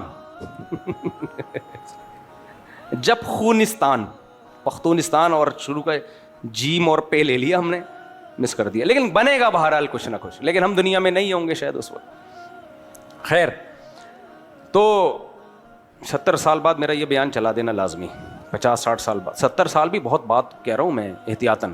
خیر, تو میں یہ عرض کر رہا تھا کہ جب مادی گائیڈنس کی ہمیں اتنی زیادہ ضرورت ہے تو روحانی گائیڈنس کی نہیں ہوگی. اور روحانی گائیڈنس میں یہ بھی ہے, نکاح اور بچوں کی پیدائش, یہ جن قوموں کو نہیں ملی بیڑا غرق. تو میں یونان کی بات کر رہا تھا کہ 1000 سال جب طب یونانی مسلمانوں میں گئی ہے تو مسلمانوں نے اس میں بہت ترقی کی, تو وہیں سے 1000 سال تک تو ہمیں نہیں ملتا, 700-800 سال تو کنفرم ہے کہ مسلم سائنٹسٹ کے علاوہ دنیا میں کسی غیر مسلم کا نام بھی آتا ہو کسی بھی فیلڈ میں.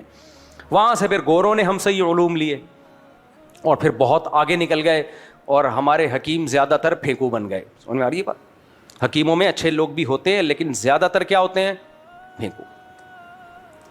اچھے بھی ہیں, ایسا نہیں ہے کہ سارے غلط نہیں ہیں, لیکن زیادہ تر پھینکو بن گئے. وہ کوئی ریسرچ نہیں ہے, کچھ بھی نہیں ہے, پھینکتے رہتے ہیں لمبی لمبی, خود چھپ چھپ کے کچھ اور کھا رہے ہوتے ہیں مریضوں کو کچھ اور کھلا رہے ہوتے ہیں. حکیموں میں کنجوسی مشہور ہے, پتہ ہے, بڑے بڑے نسخے لے کے قبر میں چلے گئے کہ ایسا نہ ہو کہ. سعید ابن جبیر ایک بہت بڑے تابعی ہیں, عبداللہ ابن عباس کے سب سے سینئر شاگردوں میں آپ کا شمار ہوتا ہے رحمہ اللہ تعالی. بہت بڑے عالم تھے. ان کا ایک ملفوظ نظر سے گزرا, بڑا مزہ آیا. فرماتے تھے کہ اللہ نے جو مجھے علم دیا ہے اس کو لے کے میں قبر میں جاؤں, مجھے یہ زیادہ محبوب ہے کہ دنیا میں اس کو پھیلا دوں. میں دنیا میں کیا کروں, مجھے بڑی موٹیویشن ملی اس سے کہ یار جو کچھ اللہ نے ٹوٹا پھوٹا علم دیا ہے اس کو لے آؤ بس پبلک کے سامنے. بیانات میں تو میرے اصلاحی بیان ہوتے ہیں نا, اصل جو علماء کی جو تحقیقی باتیں ہیں وہ الگ دنیا ہے, وہ الگ دنیا ہے. تو انہوں نے فرمایا کہ میں اپنے علم کو قبر میں لے کے جاؤں، اس سے مجھے زیادہ محبوب ہے کہ میں دنیا میں پھیلا کے جاؤں اس کو. لیکن بعض کیا زیادہ تر حکیم اسی طرح گزرے ہیں، کوئی چیز ہو بتاتے نہیں ہیں. میں ایسے حکیموں کو بھی جانتا ہوں، کوئی بڑے اچھے نسخہ کوئی بنایا انہوں نے کتاب میں پڑھ کے، وہ تجربوں کی بیس پہ، اس سے بندہ ٹھیک ہو گیا. اب ان کو بول رہا بھائی اس کا نسخے میں کیا کیا ڈالا ہے بتا دو، تاکہ شیئر نہ شیئر نہیں کرنا ہے اس کو، صحیح ہے، پتہ نہ چلے. یار یہ تو بخل ہے نا، کیا خیال ہے، بتا دو کیا جا رہا ہے. لیکن عجیب بات یہ ہے کہ جو بتاتے ہیں پھر اللہ برکت بھی انہی کے مال میں دیتا ہے. جو بھی علم پھیلائے گا نا، دیکھو بخل جو ہے نا صرف پیسے کا نہیں ہوتا. آپ کے پاس کوئی اچھی نالج ہے اس کا بھی بخل ہوتا ہے، کیونکہ آپ کو ڈر ہوتا ہے یہ نالج میں نے شیئر کر دی تو لوگ تو فائدہ اٹھائیں گے اس سے، اور میں تو پیچھے چلا جاؤں گا، لوگوں کو فائدہ ہو جائے گا، اب لوگ میرے ہی محتاج رہیں، تو یہ غلط ہے. کنجوسی سے اللہ بچائے. اور یہ کنجوسی کا سب سے بڑا علاج پتہ ہے کیا ہے؟ اب آپ لوگ بھی تو اتنے عرصے سے بیانات سن رہے ہیں، ٹرین ہو جانا چاہیے آپ لوگوں کو. ہر بیماری کا ایک ہی علاج ہے، یہ تصور دماغ میں بٹھا دو کہ دنیا مسافر خانہ ہے بس. یہ ویسے ہی عزت شہرت دولت سب نے چھن جانا ہے. نہ یہ عزت قبر میں کام آئے گی، نہ دولت کام آئے گی، نہ شہرت کام آئے گی، نہ صحت کام آئے گی. تو کچھ چھوڑ کے چلے گئے لوگوں کے فائدے کے لیے تو یہ کام آ جائے گا. کیا خیال ہے؟ اللہ کو تو پتہ ہے نا کہ کس کی تحقیق ہے، کس کی ریسرچ ہے. تو اصل فائدہ تو کاپی رائٹ تو اللہ نے آپ کو آلریڈی دیا ہوا ہے. تو اس لیے جب انسان یہ سمجھتا ہے دنیا سے ہم نے جانا ہی جانا ہے، تو پھر اللہ کے علاوہ کسی کی پرواہ نہیں ہوتی اس کو. لوگ تعریف کریں اچھی بات ہے، نہیں کریں چلتا ہے، مارکیٹ میں یہ بھی چلتا ہے. تو اس لیے ہم نے اپنے جتنے اکابر دیکھے، جتنے بزرگ دیکھے، جتنے اللہ والے دیکھے، سب اسی کو فوکس کرتے رہے ہیں کہ دل میں یہ بات اتار لو کہ یہ دنیا کیا ہے؟ مسافر خانہ. ٹریولنگ موڈ پہ ہیں اس وقت ہم لوگ. یہ میں نے بنایا ٹریولنگ موڈ. انسان کے دو موڈ ہوتے ہیں نا، ایک وہ سمجھتا ہے کہ میں بس یہیں پر ہوں، تو ایک ہوتا ہے سفر کرتا ہوا جا رہا ہوتا ہے، یہ ایک موڈ ہے. تو اپنے آپ کو کیا سمجھنا ہے؟ ہم لوگ فرشتوں نے اور اللہ نے ہمارا جو بٹن دبایا ہے نا، جیسے موبائل میں ہم سائلنٹ موڈ پہ لے آتے ہیں بٹن دبا کے، تو ہم کس موڈ پہ ہیں؟ Travelling mood. آخرت میں ہم ٹریولنگ موڈ میں نہیں ہوں گے، وہ اصل گھر ہے ہمارا. تو جب یہ تصور دماغ میں بٹھا لے آدمی، بس پھر مزے ہی مزے. یا تھوڑا سا پانی پلا دیے گا ذرا. تو اب سمجھو، جب میرے بھائی مادی ہدایت کے لیے ہمیں اتنی ضروری ہے گائیڈنس بات بات پہ، تو روحانی ہدایت کے لیے اس سے بھی زیادہ ضروری ہے. تو روحانی ہدایت کسے کہتے ہیں؟ بسم اللہ الرحمن الرحیم.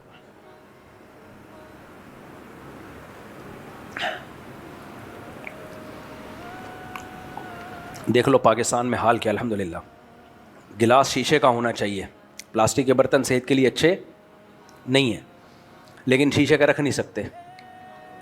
پوچھو کیوں؟ پتہ ہے آپ کو کیوں؟ غائب ہو جائے گا. یہ چل رہا ہے مارکیٹ میں یار. نمازیوں، یہ جمعہ پڑھنے آنے والے نمازیوں کی باتیں کر رہا ہوں میں. تو اس لیے کبھی کبھار سوچتا ہوں شاید ہم جنت میں چلے جائیں. کیا خیال ہے یار؟ اللہ ہم سب کو لے جائے. کم از کم مسجد سے گلاس تو نہیں چوری کرتے نا یار. کیا خیال ہے؟ تو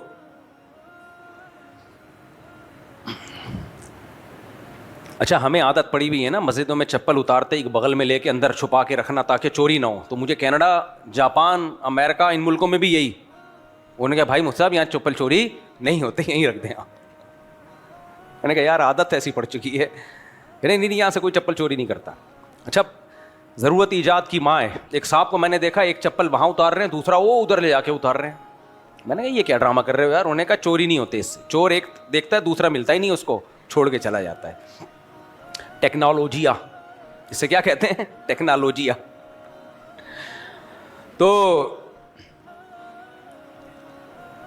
تو روحانی ہدایت پیغمبروں کے سوا، میں بتا رہا تھا کہ مادی ہدایت تو انسان نے تجربے کرتے کرتے، جڑی بوٹیوں پہ تجربے کیے، فزکس کے لاز دیکھے، اس نے چیزوں میں مناسبت دیکھی. اس نے وہ ارشمیدس ایک سائنٹسٹ گزرا تھا نا، اس نے ایک بہت بڑا گولا بنا کے پانی میں ڈالا تو اس نے دیکھا پانی نکلا کتنا ہے.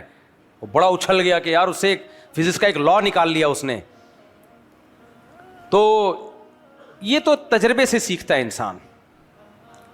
اور ظاہر ہے آدم علیہ السلام کے دور میں اتنی مادی ترقی کی ضرورت بھی نہیں تھی, اس لیے اللہ نے بہت زیادہ مادی ترقی ان کو سکھائی بھی نہیں,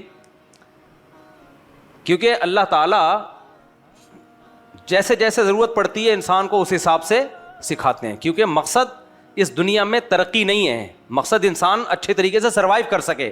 تو جیسے جیسے ضرورت پڑی اللہ نے انسان کے دماغ کی نسیں کھولیں اور وہ چیزیں ایجاد کرتا چلا گیا. آدم علیہ السلام کے دور میں راکٹ اور میزائل اور ایٹم بم کی ضرورت تھی. بھائی دشمن کو اگر ایٹم بم سے اڑاتے تو ایسے ہی مرغی کو توپ سے اڑا رہے ہو آپ, خرچہ زیادہ تھا, کیا خیال ہے, دشمن ایک دو ہوتے تھے. نہ ٹریکٹر کی ضرورت تھی, بھائی بیل سے ہل چلاؤ, اتنے ٹماٹر آلو پیاز پیدا ہو جائیں گے آدم علیہ السلام کے پورے پریوار کے لیے کافی. اور زیادہ تر جنگلوں میں شکار کر کے لوگ کھایا کرتے تھے. اسماعیل علیہ السلام کا گزر بسر کیسے تھا؟ شکار کرتے تھے جنگل میں,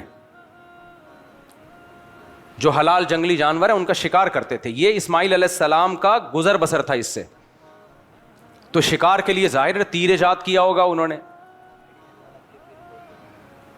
اچھا اچھا اچھا اچھا اچھا پہلے وہ مجھے وہ نماز کے بعد بتائیں. نماز کے بعد میرے نام سے آج کل ایک کلپ چل رہا ہے, میں کوئی لوگوں کو تھائرائڈس اور پتہ نہیں کیا کیا چیزوں کے نسخے بتا رہا ہوں بیٹھ کے, اور کوئی مردانہ قوت کی دوائیں بھی, اور ایک چیز ہے وہ جو پروسٹیٹ غدود بڑھ جاتے ہیں نا مردوں میں, اس کی دوائیں. وہ فیک ہے, اے آئی سے کسی نے بنایا. بھائی میرا یہ کام نہیں ہے کہ میں منجن بیچوں. اور اتنا وہ چل گیا ہے کہ لائن لگی ہوئی ہے. حضرت وہ آپ نے نسخہ بتایا ہے, کائنڈلی ذرا آپ ہمیں بھی دے دیں. میں نے نہیں بتایا بھائی, پروسٹیٹ کا مجھے کیا اس سے لینا دینا یار. لیکن کمبخت نے چلایا کسی نے اے آئی سے بنا کے, اور اتنا چلا دیا ہے. کبھی زندگی میں مجھے دیکھا کہ میں مردانہ ٹوٹ کے بتا رہا ہوں لوگوں کو بیٹھ کے. یہ علماء کے وقار کے خلاف ہے بھائی یہ چیزیں. میں نے تو آپ کو بتایا کہ مجھے کسی نے پورا بورا بھر کے سلاجید کا دے دیا تھا, اور ایک نمبر اوریجنل سلاجید, اتنا بڑا بورا. میں اس سے بزنس کرتا, لاکھوں روپے کما لیتا. میں نے کہا نہیں بھائی یہ بزنس ہم نے نہیں کرنا بھائی, کیونکہ اس پہ چھاپ لگی ہوئی ہے مردانہ قوت. سلاجید پہ چھاپ لگی ہوئی ہے نہیں, وہ بہت ساری چیزوں کے لیے, لیکن اس پہ چھاپ یہ لگی. میں کیوں اپنا امیج خراب کروں بھائی. ہم قیامت کے دن ہمارے ابا پکڑیں گے ہم کو, بیٹا تو کیا کر کے گیا ہے میرے مرنے کے بعد, ہمارا خاندانی کام یہ ہمارے خاندان پہ تو ایک بول. دیکھو یہ کوئی مردانہ قوت کی دوائیں بیچنا برا کام نہیں ہے, لیکن ہر کام ہر ایک پہ سوٹ نہیں کرتا. کچھ چیزیں علماء کے وقار کے خلاف ہوتی ہیں. میں نہیں کہہ رہا میں صاحب وقار ہوں, لیکن ایک علم کی طرف نسبت تو ہے نا, اس نسبت کی تو لاج رکھنی چاہیے انسان کو. تو میرے پاس تو غیر اخلاقی طریقے سے پیسہ کمانے کے کروڑوں روپے کمانے کے طریقے ہیں, کیونکہ لوگوں کو پتہ ہے 4 شادیوں کی بات کرتا ہوں, 4 شادیوں پہ کتاب لکھی, تو لوگ آگے پوچھ بھی رہے ہوتے ہیں حضرت کچھ بتا دیں یار. تو میں اگر بتانا شروع کر دوں, یہ حکیموں سے کانٹیکٹ کر لوں, ہاں بھائی بھیج دوا, اور یا ڈاکٹروں سے رابطہ کروں, تو میں تو لاکھوں روپے کما لوں یار بیٹھے بیٹھے, نام اپنا استعمال کروں, لاکھوں نہیں کروڑوں کما سکتا ہوں. لیکن وقار کے کیا ہے خلاف ہے, علماء کے وقار کے خلاف. اور ایک طالب علم کو میں نے پکڑا مدرسے میں, وہ یہی کام کر, میں نے کہا یار یا تو دین کا علم چھوڑ دو یا پھر یہ کلینک کھول کے بیٹھ جاؤ. یعنی طالب علم بنو یا پھر یہ کلینک کھول کے بیٹھ جاؤ, دونوں میں سے ایک کام کرو.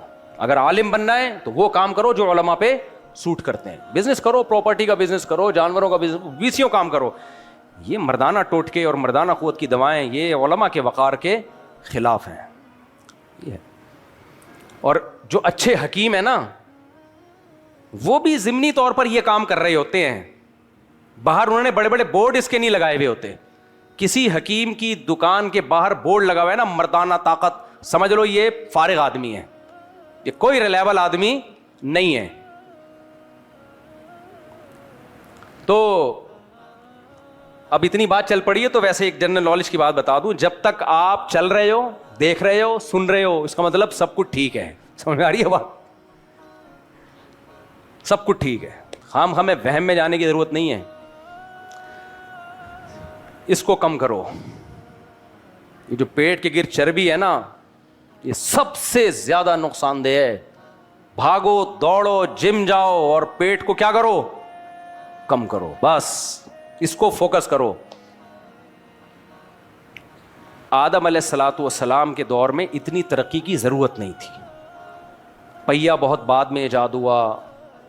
اس زمانے میں بیل بھی کافی تھا, بلکہ بیل کی بھی ضرورت نہیں تھی بھائی, خود ہی ہل چلا لیتے. آہستہ آہستہ آہستہ آہستہ انسان نے, کہتے ہیں سب سے پہلی ایجاد انسان کی کیا ہے؟ پہیا. پھر ہوتے ہوتے اس نے جانوروں کو قابو کیا. اس نے دیکھا یار گدھا ایک ایسی چیز ہے مارکیٹ میں کہ اس پہ بیٹھو تو کچھ کہتا نہیں ہے, تو کیوں ہم پیدل جائیں, اس پہ بیٹھ کے کیوں نہ چلے جائیں. ایک دن انسان نے تجربہ کیا تو اس کا خیال تھا یہ چیخے گا چلائے گا, لیکن وہ چلا گیا. اسی لیے اس کو نام بھی کیا دیا؟ گدھا. ٹھیک ہے نا. گھوڑے کو دیکھا یار اسپیڈ بہت ہے اس کی, انسان نے اس کو قابو کیا, اور بھائی اگر سسرال جانا ہے, سسرال سے بھاگنا ہے تو کس پہ بیٹھ کے جاؤ؟ گھوڑے پہ. کسی سے قرضہ لے کے بھاگنا ہے, اس کے لیے بہترین چیز ہے گھوڑا. تو ایسے ایسے انسان نے پھر گھوڑا گاڑی بنا لی, بیل گاڑی بنا لی. تو یہ ترقی کی ابتدا ہوئی ہے, اور انسان پھر اگلی نسل کو یہ علم ٹرانسفر کرتا چلا گیا. اسی طرح سے پھر آج کیا ہو گیا, وہ بندوقیں آئیں, تلواریں آئیں, پھر پہلے بندوق, پھر اس کے اب میزائل آ گئے, ایٹم بم آ گئے, ہوائی جہاز آ گئے. عجیب, ایران جتنا بھی کباڑ کا تھا نا اس کے پاس سارا اٹھا کے اس نے ڈال دی. وہ اس لیے کہہ رہا ہے کہ وہاں سے جو میزائل آئیں گے وہ مہنگے ہیں, اور یہ ہمارا کباڑ کیا ہے, کام وہی کر رہا ہے. اب وہ امریکہ بھی پریشان ہے, کم وقتوں تم سارا ٹین ڈبے کا مال اٹھا کے ہمارے ملک میں پھینک دیا, بندے بھی مر رہے ہیں, لیکن ہم نے جو اس کو ناکارہ بنانے کے لیے جو ہم میزائل داغتے ہیں وہ اس سے مہنگے ہیں, اس لیے یہ بڑی پرابلم چل رہی ہے اس میں.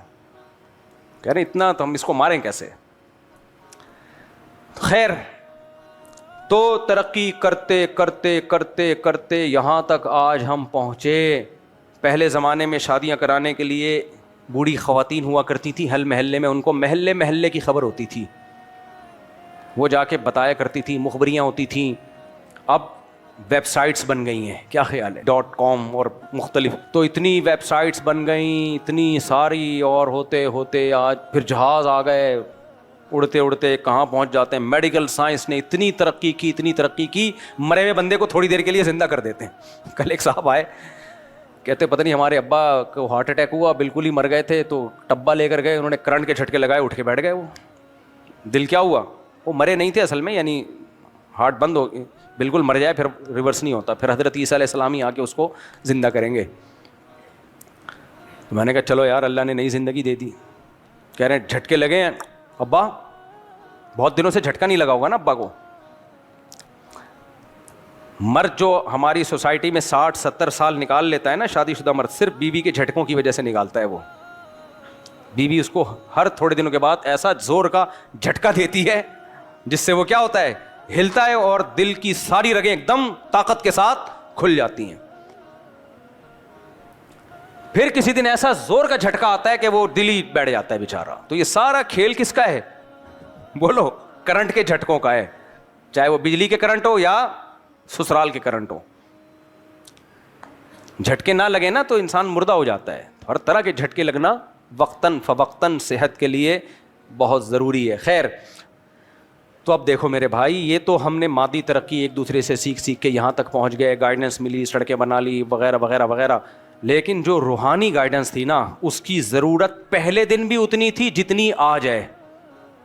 کیونکہ انسان کو انسان جو بنایا گیا وہ مادی ترقی کی بیس پہ نہیں, بلکہ اس لیے اما شاکرن, یہ اللہ کا شکر گزار بنے گا, یہ نیک عمل کرے گا, یہ اچھا انسان بنے گا. تو میزائل کی ضرورت آج ہے, کل نہیں تھی. برگر کے خلاف تقریروں کی ضرورت آج ہے, کل بولو نا نہیں تھی. میٹھا شوگر صحت کے لیے نقصان دہ, اس کی ضرورت آج ہے, کل نہیں تھی. پہلے تو لوگ شکار کر کے زیادہ تر گوشت ہی کھایا کرتے تھے, سبزیاں کھاتے بھی تھے, تو یہ والی یہ چیزیں نہیں تھیں. جو زیادہ کھایا کرتے تھے, اپنی نیچرل لائف پہ تھے. تو جتنی میڈیکل سائنس کی ضرورت آج ہے کل نہیں تھی, بموں کی ضرورت آج ہے کل نہیں تھی, جہازوں کی ضرورت آج ہے کل نہیں تھی, ٹرینوں کی ضرورت آج ہے کل نہیں تھی. لیکن میرے بھائی, انسان کو انسان بنانے کی جتنی ضرورت آج ہے اتنی ہی کل بھی تھی. اب میں اس سے مدعا کیا ہے میرا, تو جب جس چیز کی ضرورت ہو اللہ وہ ضرورت پیدا کرتا ہے. تو انسان کو کل بھی انسان بننے کی ضرورت تھی, اس لیے اللہ نے پہلا انسان ہی پیغمبر بنایا ہے. کیونکہ روحانی گائیڈنس پیغمبروں کے سوا کسی سے نہیں ملتی انسان کو. انسان پہ اگر چھوڑ دیا جائے نا کہ آپ لوگوں کو گائیڈ کرو تو انسان اپنا فائدہ دیکھے گا سب سے پہلے, اس کو کون گائیڈ کرے گا؟ سمجھ میں آ رہی ہے بات کہ نہیں آ رہی؟ بھائی تمہیں کس نے سکھایا جو ہم تم سے سیکھیں؟ وہ کہے گا مجھے تجربے نے سکھایا. نہ انسان کو انسانیت تجربہ نہیں سکھاتی. تجربے نے تو جہیز بھی سکھایا ہے, تجربے نے تو کرپشن بھی سکھائی ہے, تجربے نے پورے یورپ امریکہ کو شراب سکھا دی, تجربے نے پورے یورپ امریکہ کو زنا سکھا دیا, تجربے نے پوری مغربی دنیا کو بوڑھے ماں باپ کو اولڈ ہاؤس میں جمع کرنا سکھا دیا, تجربوں نے فیملی سسٹم کی ایسی کی تیسی کر دی. تجربے تھوڑی انسان کو سکھاتے ہیں روحانیت جس کے لیے انسان کو پیدا کیا گیا وہ ڈائریکٹ اللہ سکھاتا ہے. اور کس کے ذریعے؟ پیغمبروں کے ذریعے. تو اللہ نے پہلا انسان پیغمبر اس لیے بنایا کہ اگر پیغمبر کے بغیر پہلے انسان دنیا میں آ جاتے تو وہ ان پر اللہ کی حجت کیسے تمام ہوتی؟ وہ کہتے ہیں مجھے تو کوئی سکھانے والا نہیں آیا, میں کیسے اچھا انسان بن سکتا ہوں؟ نہیں آئی میرا خیال ہے بات. بہت مشکل ہے یار اس زمانے میں, 4 شادیاں سمجھانا بہت مشکل اور بات سمجھانا بہت. آپ ماشاءاللہ بڑے اچھے لگ رہے ہیں. دیکھو لباس کا نا انسان کی پرسنالٹی پہ بڑا فرق پڑتا ہے. کل یہ تھوڑا ٹاپک سے ہٹ کے میں ایک بات کر رہا ہوں لیکن بات بڑی مزے کی ہے کیونکہ ایسی ٹاپک سے ہٹ کے باتیں الگ سے پھر آتی نہیں ہیں, تو اس لیے مجھے ٹاپک کے بیچ میں گھسیڑ دیتا ہوں. کل میں نے ایک ویڈیو دیکھی یوٹیوب پہ, اس میں اس نے کہا کہ شلوار قمیض پہنتے وقت 15 چیزوں کا خیال کریں پھر آپ پہ شلوار قمیض جچے گی. مجھے یہ ویڈیو اچھی اس لیے لگی, بڑا اٹریکٹیو عنوان تھا نا, کیونکہ شلوار قمیض ہمارا قومی لباس بھی ہے اور اسلام کے زیادہ قریب ہے. میں نہیں کہہ رہا پینٹ شرٹ پہننا ناجائز ہے یا غیر شرعی ہے, لیکن اسلام کے مزاج کے زیادہ قریب کیا ہے؟ وہ شلوار قمیض ہے. کھلا ڈلا ہوتا ہے تھوڑا سا. دیکھو پینٹ شرٹ پہننا بھی جائز ہے لیکن امام پینٹ پہن کے تراویحاں پڑھائے وہ زیادہ اچھا لگے گا, یہ شلوار قمیض میں زیادہ اچھا ہے, اس میں روحانیت جھلک رہی ہوتی ہے. تو جائز ناجائز کی بات نہیں میں کر رہا. میرے دل کی آواز کی اس چینل والے نے, وہ دل کی آواز یہ تھی کہ ہم دنیا میں جہاں بھی جاتے ہیں شلوار قمیض والے غریب لگتے ہیں, ایسا لگتا ہے چندہ مانگنے آئے ہوئے ہیں. یہی وجہ ہے کہ باہر ملکوں میں جا کے سعودی عرب میں جائیں گے تو لوگ جبے پہ آ جاتے ہیں, امریکہ کینیڈا جائیں گے تو پینٹ شرٹ پہ آ جاتے ہیں, شلوار قمیض کو چھوڑ دیتے ہیں. اب ہماری تو دلی خواہش ہے کہ دنیا میں کیا پھیلے, ہمارا لباس پھیلے. کیا خیال ہے؟ اس بندے نے بڑی کام کی ویڈیو بنائی اور مجھے یاد نہیں رہا ورنہ میں اس چینل کا نام بھی شیئر کر دیتا آپ تاکہ آپ خود دیکھ لیتے. اس نے کہا کہ دیکھو شلوار قمیض 15 چیزوں کا خیال کرو گے تو بہت جچے گی آپ پہ. پڑھے لکھے آدمی لگو گے, غریب نہیں لگو گے, ایسا نہیں لگے گا کہ چندہ مانگنے آئے ہو. سمجھ میں آ رہی ہے بات؟ 15 چیزوں کا خیال کرو. اور پھر اس نے دکھائی تصویریں نا, جو ان 15 چیزوں کا خیال نہیں کرتے وہ شلوار قمیض میں کیسے لگ رہے ہیں. ایسا لگ رہا ہے چپل چرا کے ابھی بھاگا ہے. اور جو تمیز سے اس 15 چیزوں کا خیال کر کے جنہوں نے کرتا شلوار یا شلوار قمیض سلوائی ہے, کیسے ڈیسنٹ لگ رہے ہیں, ایسے شریف آدمی لگ رہے ہیں, پڑھے لکھے. میں نے فینسی مرغے بھی پالے ہوئے تھے نا, بڑے خوبصورت ڈیسنٹ, اور ہمارے دیسی مرغے ہر وقت ٹینشن میں ہوگا نا کس کو چمبا ماروں اور کیا کروں میں, کون سی مرغی ابھی کنٹرول میں آ رہی ہے کون سی نہیں آ رہی, تو ہر وقت بدماشی میں. اور جو فینسی مرغے باہر سے یورپ سے آتے ہیں کیسے شریف شرفا سے خوبصورت سے. تو ہمارے ایک دوست تھے پشتو تھے, بڑے مزے کے آدمی, میرے اس مرغیوں کے فارم میں آئے نا. فارم کیا, وہ چھوٹی سی جگہ تھی, تو کہنے لگے یار سارے جانوروں کو دیکھنے کے بعد انہوں نے وہ مرغا نہیں جو فینسی مرغا, کہتے ہیں پڑھا لکھا صرف یہی لگ رہا ہے مجھے دیکھنے میں. پڑھا لکھا مرغا صرف یہی لگ رہا ہے. تو ڈیسنٹ اگر چاہتے ہو نا شلوار قمیض میں لگو تو 15 چیزوں کا خیال, جس میں چند جلدی بتا دیتا ہوں. نمبر 1 کپڑا اچھا ہونا چاہیے. نمبر 2 کلر اچھا ہونا چاہیے. کلر یہ نیلے پیلے بھڑکتے ہوئے جیسے گولے گنڈے کی دکان, یہ نہیں ہونا چاہیے. نمبر 3 فٹنگ ہونی چاہیے. بہت چوڑے چوڑے کے 4 آدمی شلواروں کے گھیر اتنے بڑے بڑے جا رہا ہے یوں کر کے جیسے پتہ نہیں ہوائیں چل رہی ہے, تو پورے بھائی تھوڑا سا فٹنگ کا پہنو, بالکل ہی چپکا ہوا بھی نہ ہو. اور چوتھی بات اس نے یہ بتایا کہ لمبی گردن ہو تو شیروانی یہ والا کالر. بعض لوگوں کی ٹھگنی گردن ہو تو یہ والا کالر, لمبی گردن ہو تو اب آپ کی گردن ہی ٹھگنی ہے, بڑا والا کالر, تو آپ اور ٹھگنے لگنا شروع ہو جاتے ہیں. اس نے بتایا کرتے کی لمبائی کتنی ہونی چاہیے, گھٹنے سے تھوڑا سا نیچے ہو, نہ اوپر نہ زیادہ. وہ پھر بتایا کتنا برا, پھر وغیرہ وغیرہ, بڑی زبردست. مجھے تو پورے 15 پوائنٹ ایک ہی دفعہ سن کے یاد ہو گئے. استری ہونی چاہیے اس پہ, اوپر کا بٹن بند ہونا چاہیے, میرا بھی کھلا ہوتا ہے اکثر. اور اس کے اوپر بنیان نیچے کیسا ہونا چاہیے, کلر کیسا ہونا چاہیے بنیان کا. بعض دفعہ بنیان نظر آ رہا ہوتا ہے, کرتا نظر نہیں آ رہا ہوتا. آستین والا بنیان ہونا چاہیے, ورنہ وہ پٹیاں نظر آ رہی ہوتی ہیں. اور یہ جو کندھے یہاں تک, یہ کہاں یہ ہونے چاہیے, گرے ہوئے ہونے چاہیے. بہت زبردست ہے, آپ دیکھ لو, مزہ آنا ہے پیسے. مجھے یہ اس لیے کہ شلوار قمیص کو پروموٹ کرو میرے بھائی, ہمارا قومی لباس ہے, مسلمانوں کا لباس ہے, اور یہ جب اچھا ہو تو اچھا لگتا ہے, لوگ محبت کریں گے. ورنہ اس ڈریس میں جب ہم باہر جاتے ہیں تو یہ ڈریس بدنام ہو رہا ہے. عرب دیکھتے ہی زکوٰۃ کے لیے پیسے نکالنا شروع کر دیتے ہیں کہ یار تھوڑے سے دے دو, بیچارہ غریب آدمی. عجیب عجیب بھول جلول سے پینچے ادھر جا رہے ہوتے ہیں, استری نہیں ہوتے کپڑے, عجیب حال ہوا ہوتا ہے. کف کیسی ہونی چاہیے, یہ اس نے کہا اگر, اب اس کی باتوں کو میں تھوڑا اپنے الفاظ میں بھی بیان کر رہا ہوں نا, اگر آپ نماز عید کے لیے تو یہ ٹھیک ہے, اور اگر آفس کے لیے تو ٹائٹ کف جو دھلنے سے نرم نہ پڑے. سامنے آ رہی ہے بات کہ نہیں آ رہی؟ تو بہت زبردست چیزیں ہیں. ناڑا رنگیلے ناڑے نہ ہو نظر آ رہے ہوں جھولتے ہوئے. ناڑوں کا بھی ایک فیشن ہے, یہاں سے نکالا ہوا ادھر سے نظر آ رہا ہے, یہ غلط ہے. خیر, تو وہ دیکھنے کے لیے آپ شلوار قمیص پہننے کے 15 طریقے, تو اس سے شلوار قمیص کو پروموٹ کریں یہ. اور پھر اس کے ویسٹ کوٹ ہونی چاہیے, ویسٹ کوٹ بھی فٹنگ کی ہونی چاہیے. اور ویسٹ کوٹ کا کلر کیسا ہو, یا تو کنٹراسٹ میں ہو یا پھر اسی کلر کی ویسٹ کوٹ ہو جس کلر کا کرتا ہے, تو ایسا تمیز کا آدمی لگتا ہے. اور ویسٹ کوٹ آپ کا پیٹ بھی چھپا دیتی ہے, جب آپ پہنیں گے نا تو آپ تھوڑے سے اور ہینڈسم اسمارٹ نظر آئیں گے. آپ دیکھ لیں وہ جا کے کلپ. میں بیان کی طرف آتا ہوں جلدی سے. تو خیر, بات یہ چل رہی تھی, تو آدم علیہ السلام پہلے انسان پیغمبر کیوں تھے, سمجھ میں آیا؟ اچھا, اس نے یہ بھی بتایا یار, کیا کریں, یہ بھی تو تھوڑا سا مسئلہ ہے نا, کہ شلوار قمیص پہ جوگر نہیں, خصا پہنو, پشاوری چپل پہنو, اور اگر جوتے پہننے ہیں, شوز, وہ بھی کس کلر کے ہوں, وہ واقعی ججرے تھے اس شلوار قمیص پہ. تو پہلا انسان اللہ نے کیا بنایا؟ پیغمبر. کیونکہ اگر وہ پیغمبر کے بغیر ہوتے تو وہ جتنے دن دنیا میں گزارتے, وہ اللہ سے کہہ سکتے تھے اللہ میرے پاس تو کوئی آسمانی ہدایت تھی نہیں, کسی پیغمبر کی تعلیمات نہیں تھیں, تو اللہ نے آپ ہی کو پیغمبر بنا دیا تاکہ آپ کے بعد جو لوگ آئیں گے آپ سے پوچھیں گے صحیح کیا ہے اور غلط کیا ہے. اس لیے اللہ نے, ڈارون تو کم بخت کہہ گیا کہ پہلا انسان بندر تھا. نا نا نا نا, بندروں کی اولاد نہیں ہے میرے بھائی. اگر بندر ہوتے تو ہمیں گائیڈنس کہاں سے ملتی؟ سارے زانی ہوتے. دیکھ لو نا, جن کو گائیڈنس نہیں ملی سارے زنا کر رہے ہیں, نسلیں بڑھ گئیں, سارے چرس پی رہے ہیں.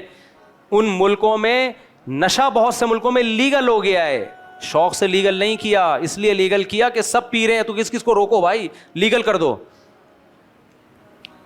تو اگر پہلا انسان بندر ہوتا تو نکاح کا رواج نہ ہوتا سوسائٹی میں. بندروں سے تھوڑی نکاح کرنا سیکھا ہے ہم نے, ابا کا احترام بندروں سے سیکھیں گے. جیسے جیسے انسان پیغمبروں کی تعلیمات سے دور ہوا ہے, تو آج مغربی دنیا کا حال دیکھ لو, مادی ترقی عروج پر, روحانی ترقی انتہائی زوال پہ. ہمارے ہاں مادی ترقی عروج پر نہیں ہے, لیکن روحانی ترقی میں ان سے کم از کم آگے ہیں ہم لوگ, ان سے آگے ہیں. ایک غیر مسلم خاتون کا فون آیا چند دن پہلے, اسلام قبول کیا, ہندو سے مسلم کنورٹ ہوئی, اللہ ان کے اسلام کو قبول فرمائے, اور کئی سال ہو گئے, 8-10 سال سے زیادہ ہو گئے. کوئی مسئلہ پوچھ رہا تھا, انہوں نے بتایا, ایجڈ خاتون ہے, بوڑھی خاتون ہے. اصل میں میرے گھر والے پوچھ رہے ہوتے ہیں کیوں فون آیا خاتون کا, ایجڈ خاتون ہے. بھائی خواتین کو مطمئن کرنا دنیا کا سب سے بڑا مشکل کام. تو اس لیے وہ بڈھی خاتون, بڈھی وہ کہیں گے وہ نہ ناراض ہو جائیں, ایجڈ خاتون یعنی جس کا فون آیا وہ نہ کہیں ناراض ہو جائے نا. سمجھ میں آ رہی ہے؟ بہت تمیز سے بات کرنی پڑتی ہے, بہت ہیں. ایجڈ خاتون, بزرگ خاتون. تو وہ انہوں نے بتایا کہ کتنی اسلام میں پاکیزگی ہے. رمضان, مسلمانوں کی عیدیں, ایک ہندو مسلمان ہوئی, ان کی کارگزاری مجھے ہندوستان کے ایک عالم نے خود بتائی براہ راست. ایجوکیٹڈ لڑکی تھی, اس نے کہا کہ بھائی مسلمانوں کے جو تہوار ہیں اور غیر مسلموں کے تہوار میں زمین آسمان کا فرق ہے. جس کو اسلام سمجھنا ہو نا, صرف مسلمانوں کے تہوار دیکھ لے. ہر قوم میں ایک سال میں ایک تہوار ہوتا ہے کہ نہیں ہوتا؟ بولو, ہر قوم میں سال میں ایک تہوار ہوتا ہے. خدا کی قسم آسمانی ہدایت نہ ملے نا انسان کو, اس کو یہ بھی نہیں پتا کہ تہوار کیسے منایا جاتا ہے, اس میں کیا طریقہ ہے اس کا, کون سا دن ہونا چاہیے. عیسائیوں کے پاس کرسمس ہے، رات کے وقت منائی جاتی ہے، رات کو انسان کی توجہ شراب کباب کی طرف زیادہ ہوتی ہے۔ ہندوؤں کے پاس ہولی ہے، اس کی لاجک کیا ہے کوئی سیٹسفائی نہیں کر سکتا آپ کو۔ مسلمانوں کے پاس عید الفطر ہے، کیا مطلب ایک مہینہ آپ نے بھوکے پیاسے رہے، آپ کی روٹین چینج ہوئی، راتوں کو آپ نے عبادتیں کی، اس کے بعد جب چھٹی ہو گئی تو چھٹی والے دن تو مزہ آتا ہے کہ نہیں آتا؟ ارے کسی مزدور کو ایک مہینہ کوئی کام لگاؤ، اس کے بعد چھٹی دو، کیسا اچھلے گا یار، کیا مزہ آئے گا اس کو۔ یہ جو رمضان گزرنے پہ لوگ رو رہے ہوتے ہیں وہ ٹھیک ہے، نیچرل کچھ غم تو ہوتا ہے، لیکن جو زیادہ رو رہا ہے اس کے کان میں جا کے بولا کرو نہیں جا رہا، ایک مہینہ اور روزے رکھنے ہیں ابھی۔ کیا خیال ہے وہ بولے گا بھائی میں مذاق کر رہا تھا یار، کیا کر رہے ہو، پورا مہینہ ناشتہ نہیں کیا، دوپہر کا کیسے تھکے تھکے ہوتے ہیں نا رمضان میں، ایسے بورنگ سے دن کے وقت میں۔ بھائی دماغ ہمارا ایکٹیو ہی نہیں ہوتا جب تک پیٹ میں کوئی نوالا نہ اترے۔ تو ایک مہینہ اللہ بڑا مجاہدہ کرواتا ہے مسلمانوں سے، پھر چھٹی ملتی ہے۔ مسلمانوں میں اسکاف ہے، بچیوں میں قرآن کی تلاوت ہے، تہجد ہے، دعائیں ہیں، روزے ہیں، حج ہے، عمرہ ہے، تراویح ہے، زکوٰۃ ہے، صدقہ ہے، خیرات ہے، ماں باپ کی اس کی خدمت ہے، بہن بھائیوں کو جوڑ کے چلنا ہے، رشتہ جوڑنا ہے، خرچ کرنا ہے، مانگنا نہیں ہے، وضو ہے، طہارت ہے، عورت پہ لازم کیا جب حیض و نفاس سے پاک ہو تو غسل فرض ہے اس کے اوپر، ہر مسلمان پر ہفتے میں کم از کم ایک دفعہ غسل کو نبی صلی اللہ علیہ وسلم نے لازم قرار دیا۔ پھر خوشبو، یہ ہمارے مذہب کا حصہ ہے، بغلوں کے بال صاف کرنا، زیر ناف بال صاف کرنا، مونچھیں تراشنا، ناخن کاٹنا، یہ ہمارے مذہب کا حصہ ہے، ہمارے کلچر کا صرف کلچر نہیں ہے، یہ مذہب ہے۔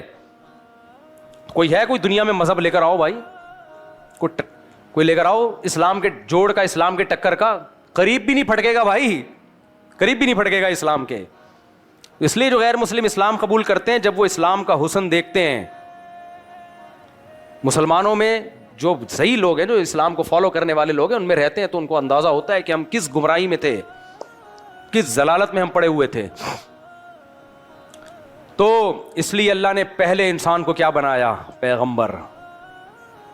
ایک سیکنڈ بھی یہ دنیا انسانوں میں پیغمبروں کی تعلیمات کے بغیر نہیں رہی ہے۔ تو میرے بھائی جب پہلے انسان کو پیغمبر اس لیے بنا دیا گیا تاکہ پیغمبر کی تعلیمات کے بغیر ایک سیکنڈ بھی دنیا میں یہ نہ گزارے، تو میں اور آپ کون ہوتے ہیں جو پیغمبروں کی تعلیمات کے محتاج نہیں سمجھتے اپنے آپ کو؟ اور ہم اور آپ کہتے ہیں میں جیسی چاہوں گا زندگی گزاروں گا۔ تبلیغ میں ایک بات سکھائی جاتی ہے، اللہ کے احکام کو نبی کے طریقے پہ پورا کرنا ہے۔ آرڈر اللہ کا ہوگا، بتانے والا کون ہوگا؟ پیغمبر صلی اللہ علیہ وسلم۔ تو اس لیے میرے بھائی ہر وقت اپنے دماغ میں اس کو مسلط کر دو، نبی کا طریقہ کیا تھا، نبی سے اس کی پرمیشن ہے یا نہیں ہے، نبی نے اس کو حلال کیا ہے حرام کیا ہے، نبی نے جائز قرار دیا ناجائز قرار دیا۔ ہماری محفل میں ایک مولانا صاحب بیٹھے ہوئے تھے، مولانا تو نہیں تھے، ایک عام آدمی تھے لیکن داڑھی واڑی تھی، دیکھنے میں مولانا لگتے تھے۔ ایک دن زور سے انہوں نے سب کے سامنے کر کے ڈھکار لی۔ میں نے کہا یار نبی صلی اللہ علیہ وسلم نے اس کو ناپسند کیا ہے، ان پہ جو ہی نہیں رہے گی، دوبارہ کر کے دوبارہ ڈھکار لے رہے ہیں۔ مجھے بڑا برا لگا، میں نے کہا یار پہلی دفعہ تو لے لی، چلو ٹھیک ہے، میں حدیث نہ سناتا، خود نصیحت کر دیتا، آپ دوبارہ میرا منہ چڑھانے کے لیے کر لیتے۔ یہ بہت بڑا جرم ہے جب آپ کے سامنے ایک پیغمبر کی بات بتائی جا رہی ہے اور آپ دوبارہ اس کو، اس سے تو ایمان سلب ہونے کا خطرہ ہے، آپ کوئی ویلیو نہیں دے رہے اس بات کو۔ نبی صلی اللہ علیہ وسلم نے راستے میں گندگی سے منع کیا، آپ نے فرمایا ان چیزوں سے بچو جو انسان پہ لعنت کا ذریعہ بنتی ہیں، اس میں ایک راستے میں گندگی، اور بیچ روڈ پہ آپ نے گندگی ڈال دی اس میں۔ ہونا یہ چاہیے جب ایک دفعہ یہ حدیث سنی جائے کہ نبی نے فرمایا یہ عمل، اصل میں یہ حدیث ہے جو راستے میں قضاء حاجت کر لیتے ہیں بیٹھ کے، دیکھتے نہیں ہیں کہ سائڈ پہ چلے جائیں، لیکن اس کی علت کیا ہے؟ گندگی ہے نا راستے میں، تو کوئی کچرا ڈال دے وہ بھی وہی ہے، کوئی گوبر پھینک دے وہ بھی وہی ہے۔ پیمپر اٹھا کے خواتین باز یوں کر رہی ہوتی ہیں، انہیں فلیٹوں میں ڈشن کر کے گھمایا، میں نے خود دیکھا ہے، خدا کی قسم مذاق نہیں کر رہا میں، اٹھایا گر گیا۔ تو مسلمان کے لیے نبی کا ایک قول کافی ہو جانا چاہیے کہ جو راستے میں گندگی ڈالے اس پر اللہ کی لعنت ہوتی ہے. اس کے بعد بھی وہ یہ کام کرے, اس کا مطلب بھائی اس کا بڑا جگرا ہے, یہ خدا سے لڑ رہا ہے.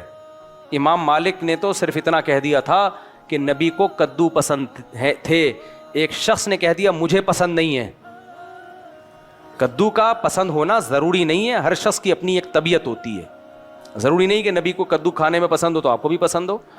اگر آپ جنرلی کسی کو کہتے ہیں مجھے لوکی پسند نہیں ہے, کوئی گناہ نہیں ہے, لیکن جب یہ بتایا جا رہا ہو نبی کو پسند ہے, آپ فوراً کہیں مجھے پسند نہیں ہے, اس کا مطلب میسج کیا جائے گا کہ نبی کو جو پسند تھے معاذ اللہ غلط پسند تھے. تو یہ میسج جائے گا نا, اس وقت بولنے کی کیا ضرورت ہے آپ کو. تو یہ بہت بڑی بدتمیزی کی بات ہے.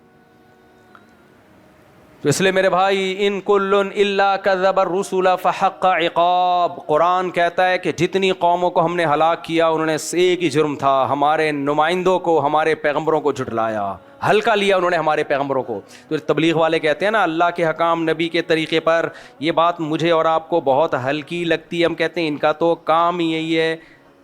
دیکھو کوئی ڈاکٹر آپ کے گھر میں آ جائے, دیکھو آپ یہ نسخہ استعمال, آپ کو پتا ہو ریلائبل ڈاکٹر ہے, سمجھدار ڈاکٹر ہے, آپ اس کی بات سنیں گے. بھائی یہ شوگر کا ایک نسخہ آ گیا آپ کے گھر میں, کوئی شوگر پیشنٹ تو نہیں, آپ کہیں گے یار فوراً دیں, فوراً بتائیں کیا ہے. کوئی کمپنی کی پروڈکٹ بیچنے کے لیے آ جائے فوراً سنیں گے. لیکن میرے بھائی جب یہ کہا جاتا ہے اللہ کے حکام نبی کے طریقے پہ پورا کرنا یہ ہماری ذمہ داری ہے, اس بات کو ہم سب سے ہلکا لیتے ہیں. یہ آج میزان میں, ہمارے میزان میں سب سے ہلکی ہے. کل جب میدان حشر قائم ہوگا ہمیں یہ جملہ سب سے بھاری لگے گا کہ اللہ کی نظر میں یہ سب سے بھاری بات ہے. صحت ٹھیک نہیں ہے مر جاؤ گے نا, تو ویسے نہیں مرو گے کیا ہے بھائی؟ صحت مند لوگ نہیں مرتے, کتنے لوگ صحت کے نسخے بتاتے بتاتے چلے جاتے ہیں دنیا سے. کیا خیال ہے ایسا؟ جم میں مرتے ہیں, جہاں زندگی لمبی کرنے گئے تھے وہیں ایکسرسائز کے دوران مر جاتے ہیں. کتنے ہیں دل کے آپریشن کے لیے گئے, اچھے بھلے, میں جانتا ہوں اچھے بھلے تھے, فٹ فاٹ, کچھ بھی نہیں تھا, ڈاکٹر نے کہا بھائی کوئی بلاکیج ہے آپریشن کروا لیں تو اچھی بات ہے, ہمیشہ کے لیے مسئلہ حل ہو جائے گا. انہوں نے کہا چلو ٹھیک ہے, بے ہوش کیا, ڈاکٹر صاحب نے کاٹ پیٹ کے جوڑا, واپس ہی نہیں آئے, ہوش میں ہی نہیں آئے. اچھا والا بھائی ہارٹ اٹیک سے مر جاتا تھوڑے 5-6 سال بعد مرتا نا, میں نہیں کہہ رہا کوئی ڈاکٹر کی غلطی ہے, بس ہو گیا. موت تو خود انسان کو تلاش کرتی ہے بھائی. کراچی میں تو موت کہتی ہے کون سا والا گٹر ہے تیرے لیے, چرسی کو کہتی ہے یہ والا گٹر کا ڈھکن چوری کر کیونکہ میں نے فلاں کو اس میں گرا کے مارنا ہے. چرسی خود نہیں مرتے, حالانکہ چرسی تو جلدی مرنا چاہیے, چرس پی رہا ہے, لیکن جس گٹر کے ڈھکن کو بیچ کے انہوں نے چرس خریدی, اپنی موت کا سامان کیا, تو سامان تو اپنی موت کا کیا, مر اس میں وہ رہا ہے جو چرس نہیں پیتا. موت کے کھیل بڑے عجیب ہیں میرے بھائی, اس لیے صحت کے سارے ٹوٹکے استعمال کرو لیکن ہر وقت ریڈی رہو. مارکیٹ سے کوئی کسی بھی وقت دنیا سے جا سکتا ہے. میں اکثر اس پہ ایک واقعہ سناتا ہوں, بس بیان ختم کرتا ہوں. یہ گھڑی کا ٹائم صحیح ہے یہ والا ہے؟ اچھا مجھے کسی نے بتایا 10 منٹ آ گیا. ہمارے ایک دوست بڑے زبردست صحت مند, نیک بھی, پرہیزگار بھی, مالدار بھی, جوان بھی, چھوٹے بچے بھی, نئی شادی ان کی, ایکسیڈنٹ سے مر گئے. مجھے بڑی حیرانگی ہوئی, یار ان کی موت میں کیا حکمت ہو سکتی ہے, اتنے اچھے انسان کو اللہ نے کیوں مار دیا. پھر میرے ذہن میں یہ آیا کہ اللہ نے یہ میسج دیا ہے کوئی بھی کسی بھی ٹائم پہ مر سکتا ہے. تم سمجھ رہے ہو کسی کی زندگی بہت ضروری ہے, سمجھتے رہو, کسی بھی ٹائم پہ کسی کو میں موت دے سکتا ہوں, تو اس کسی میں جیسے وہ تھے میں اور آپ بھی ہو سکتے ہیں. تو اس لیے میرے بھائی مادی چیزوں کو بھی فوکس کرو, لیکن سپیریئر کیا ہے؟